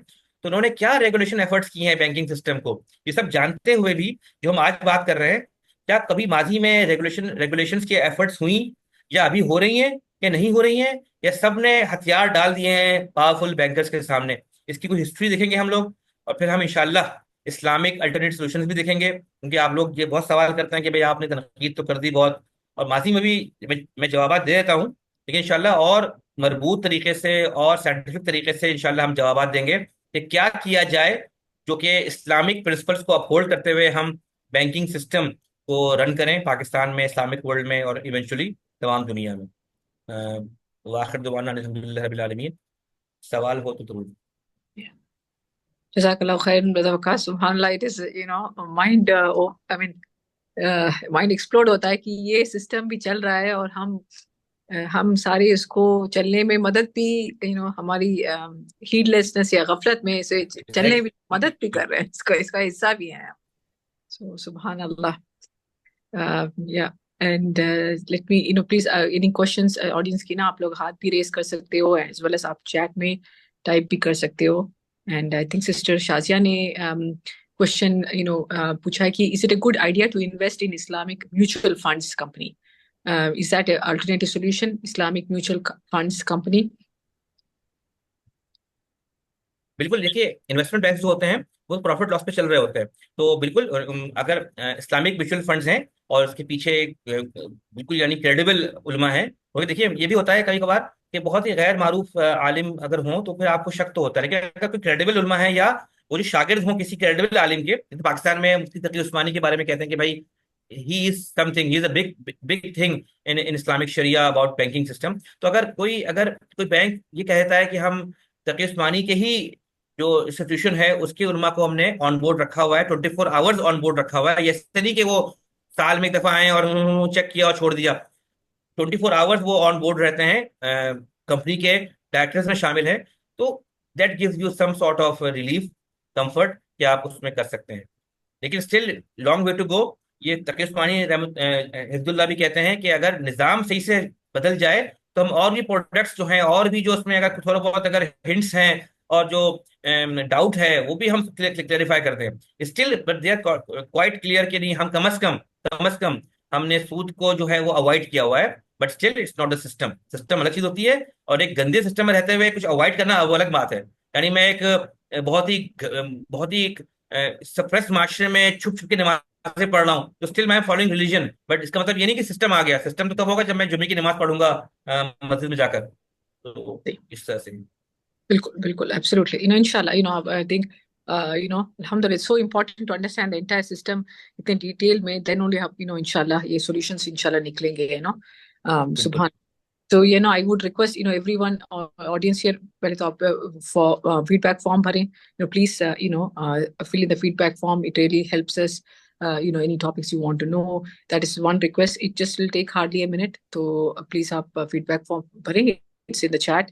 And the other thing is, please forward these lectures. Brother Waqas के सारे lectures. I think I think 5 or 6 lectures हैं हमारे पास. On the YouTube. If Find Your Truth के यूट्यूब चैनल पे भी है, VOTP के उस पे भी है. प्लीज आप लोग अपने फ्रेंड सर्कल, ब्रदर्स, फैमिली, आपके स्पाउसेस, प्लीज आप सारे मेंबर्स को, द फाइनेंशियली रिस्पॉन्सिबल मेंबर्स को प्लीज ये फैलाएं. Let's kind of make this a revolution and talk about this with other friends and well. I would love कि जो participant आज बैठे हुए हैं वो खुद भी रिसर्च करें. कुछ रेफरेंसेस तो मैंने अपने स्लाइड में भी दिए हुए हैं, कुछ मुझसे पूछ लें तो मैं even I will share them videos. हो सकता है जब वो सुने तो वो कोई और इससे भी अच्छी बात, यानी जो मैं समझ सका हूँ चीजों को उसको ला सकें. और अभी भी आप नेट पे जाकर लिखें अगर क्रेडिट क्रिएशन थ्योरी या मनी क्रिएशन थ्योरी या MMT ये अल्फाज लिखेंगे तो आपको बहुत सारी वीडियोस मिलती हैं. रिचर्ड वर्नर एक वन ऑफ द बेस्ट है. मैं बहुत लकी हूँ कि बहुत जल्दी उनका मुझे एड्रेस मिल गया कि he is the one of the first few man कि जिसने मनी क्रिएशन की बात शुरू की. और यही बात कि डिपॉजिट जो है वो तो बिल्कुल लोन की तरह है और बैंक जो है ये नहीं करता वो नहीं करता. तो वो जो तमाम जो इन्फॉर्मेशन, जो बेसिक इन्फॉर्मेशन है वो प्रोफेसर रिचर्ड वर्नर से मिली. और उसके बाद मुझे इन्हीं की लेक्चर सुनकर और लोगों के एड्रेसेस मिले कि भाई उनकी वेबसाइट पे जाओ, उनके यूट्यूब चैनल पे जाओ. तो ये एक जर्नी था जो कि ऑब्वियसली शॉर्ट नहीं है. कोविड के जमाने से मैंने पढ़ना शुरू किया था, तो ये आज इस पोजीशन पे आया हूँ कि मैं एक ऑथेंटिसिटी से बात कर सकता हूँ, कॉन्फिडेंस से बात कर सकता हूँ. ऑब्वियसली जब आप खुद पढ़ रहे होते हैं तो आप लूप्स को क्लोज कर रहे होते हैं कि आपके इल्म के बाद जो जर्नी होती है वो यहाँ रुक जाती है, फिर आप एक और जर्नी शुरू करते हैं और जब वो आपस में मिल जाते हैं तो आपको एक सुकून मिलता है कि हाँ ये क्लोज लूप हो गया है, अब मैं एक बात कर सकता हूँ क्लैरिटी के साथ. तो अब अल्हम्दुलिल्लाह ये बात जो है वो बहुत और दूसरे जो प्रोफेसर हैं उनकी भी सुनी. एक बात मैं आप कहना चाहूंगा कि जैसे मैंने कहा ना कि handful of professor doing in the world, वो भी पार्शियली. तो वो पार्शियली मैंने क्यों बोला? वो पार्शियली इसलिए बोला कि अब रिचर्ड वर्नर भी जो हैं इतने अच्छे आदमी हैं, जबरदस्त बात करते हैं, इनको सुनते हैं तो एक ये भी लगता है कि he has passion for the world, for the betterment of the world. मगर वो जो बात है ना, वो सूद से बियॉन्ड ना जाने वाली बात, वो देख के बहुत दुख होता है, बहुत दुख होता है। एक हमारे प्रोफेसर रिचर्ड वुल्फ हैं, ये रिचर्ड बर्नर है, ये रिचर्ड वुल्फ हैं, जो कि मार्क्सिस्ट हैं, और वो कहते हैं कि नहीं, मार्क्स की स्टडी को हमने समझा नहीं, ये जो रशिया में हुआ वो इट्स नॉट मार्क्सिज्म, वो मार्क्सिज्म की एक मिस रिप्रेजेंटेशन है। इंशाल्लाह मैं अमेरिका के अंदर एक ट्रू मार्क्सिज्म लाऊंगा, जिसका वगैरह वगैरह। मगर जब वो सोल्यूशन देते हैं ना, तो उनके अंदर से भी निकलता है कि he wants humanity to grow, humanity जो है वो आगे बढ़े, लोग जो है पॉवर्टी से बाहर निकले, लेकिन स्टिल जब सोल्यूशन पे आते हैं तो he can not go beyond interest, यानी उनके जहन में नहीं आता है इंटरेस्ट के, इंटरेस्ट को भी खत्म कर सकते हैं। हमेशा बात क्या करते हैं वो, हाँ कम हो 1%, 2%। यहाँ वो बात आती है जो मैंने अपने उस मैसेज में लिखी थी, मास्टर स्ट्रोक है ये, यानी ये सूद को अबॉलिश करना ये सिर्फ अल्लाह अल हकीम ही कर सकते हैं, ये अल्लाह अल अलीम ही कर सकते हैं। उन्हें पता है कि ये दुनिया डाउन द रोड 10, 20, 40 हजार सालों में कहाँ पहुंचेगी, जो हम जहां पहुंच चुके हैं, कि सूद की जो मुख्तलिफ मसाइल है वो हम यहाँ पहुंच चुके हैं। तो ये इसलिए इसलिए मैं कहता हूँ पार्शियली है वो। बिल्कुल, एब्सोल्युटली, सुभान अल्लाह। या उनके उनके रडार में, उनके जहन में शायद ये बात आती भी नहीं, शायद आती ही अगर नहीं है। मुसलमान फैमिली में पैदा होते तो फिर उनको सोल्यूशन मिल जाता, जब सुभान अल्लाह, दे बिल्कुल। Probably missing out on that last piece of the puzzle. सुभान अल्लाह, and may Allah make us be those people who are helping out the world. Hmm. Yeah, absolutely, alhamdulillah. So please आप लोग forward करें, YouTube पे check करें this, please forward in your circles, talk about this. We need to make this change, and inshallah, solutions, I think we can, it was very doable, inshallah. So brother Waqas, ये कहें कि Islamic जब खलीफा के system में there was any bank kind of like a structure at all, was it? हाँ, नहीं था। नहीं था। There's not, बेसिकली लोग देखिए, जो जो लेंडिंग है, लेंडिंग एक सोशल इन्वेंशन है, ये not a commercial invention. right. लेकिन चले नहीं, नहीं, मुझसे अभी सॉरी माफ कीजिएगा, देखा जाए तो रसूलुल्लाह सल्लल्लाहु अलैहि वसल्लम के जमाने में लोग सूद पर तजारत करते थे, तो ठीक है, ठीक है, तो मुझे याद आ गया, लेकिन बैंक्स नहीं थे। Bank लोग से जो हैं, यानी कोई ऐसा ऐसा कोई कमर्शियल इदारा नहीं था कि जो लेंडिंग करे और बोरोइंग करे। हाँ, लोग जो हैं वो सूद individual, पर कारोबार करते थे। और लेकिन इस्लाम असल में मैं कंफ्यूज कहाँ पे हो गया, माजरत चाहता हूँ। इस्लाम बेसिकली कहता है कि इस्लाम में जो कर्ज का अमल है वो एक सोशल नेटवर्किंग के अंदर हो, भाई बहन, correct. दोस्त अहबाब करीबी। क्योंकि सब सूद नहीं है, तो इसका मतलब है कि आप लोन उसी को देंगे ना कि जो आपको, जब जब सूद नहीं कमाना, आपने उसको ऐसा कारोबार नहीं लेना, तो आप यकीनन अपने प्यारों को ही देंगे, बिल्कुल, दोस्तों, अपने करीबी दोस्तों को देंगे, कि अगर वो देर सवेर भी करते देने में तो मसला नहीं है। आप सीधे घर में पहुंच नहीं जाएंगे कि यार तुम मुझे सूद नहीं दिया। तो it automatically pushes, Islam push करता है towards as a social social activity, not as a commercial activity. तो चूंकि आपने कहा कि खुलफा राशिदीन, क्योंकि खुलफा राशिदीन के जमाने में तो इस्लाम आ ही चुका था, तो इसलिए जो कर्ज का सिस्टम है वो एक सोशल एक्टिविटी रह गया। तो लेकिन बिफोर प्रॉफिट मोहम्मद, या इवन आफ्टर प्रॉफिट मोहम्मद सल्लल्लाहु अलैहि वसल्लम, जब जब जब सूद अबॉलिश नहीं हुआ था, तो कमर्शियल इंटरेस्ट फुल्ली चलता था और लोग करते थे। और ऐसे सेंट्रलाइज्ड बैंकिंग सिस्टम, जिसमें सारे लोग इकट्ठा होकर ये सूद का खेल खेल रहे हैं, ऐसा तो नहीं था of course in Islamic, right? This was not there at हाँ ऑल। हाँ, ये नहीं, बिल्कुल ये नहीं था, नहीं था। बिल्कुल नहीं था, ये या ये शायद उस्मानी खिलाफत, यानी बिल्कुल लेटर लेटर स्टेजेस में, 17th सेंचुरी में, 18th सेंचुरी में, ये बिल्कुल जब आखिरी दौर में, जब यूरोप से, क्योंकि यूरोप के साथ काफी इंटरमिंगलिंग हो चुकी थी उस्मानियों की, तो उस्मानी बहुत परेशान भी हो गए थे, इकोनॉमी वीक हो रही थी। तो फिर कहते हैं कि यूरोप के इन्फ्लुएंस पे इन्होंने कुछ सूदी काम शुरू किया उस्मानियों ने। मैं इसको फिर कंफर्म भी कर लूंगा, लेकिन before collapse of Usmani caliphate ये चीजें शुरू हो गई थी। जज़ाकल्लाहु खैरन Brother Waqas. So again, subhanallah, just jazakallahu khairan for clarifying these issues and increasing our awareness, and inshallah we'll एक बात continue. और कहूंगा कि जब ये रिकॉर्डिंग लोड हो जाए, अपलोड हो जाए, तो क्वेश्चन आंसर वहां भी हो सकते हैं, यानी कि इवन जो फोरम होता है हमारा, जो चैट चैट सेशन होते हैं उसके यूट्यूब के, वहां भी आप सवाल कर सकते हैं, तो वहां भी मैं ग्रेशियसली जवाब दूंगा, कोई इसमें प्रॉब्लम नहीं है।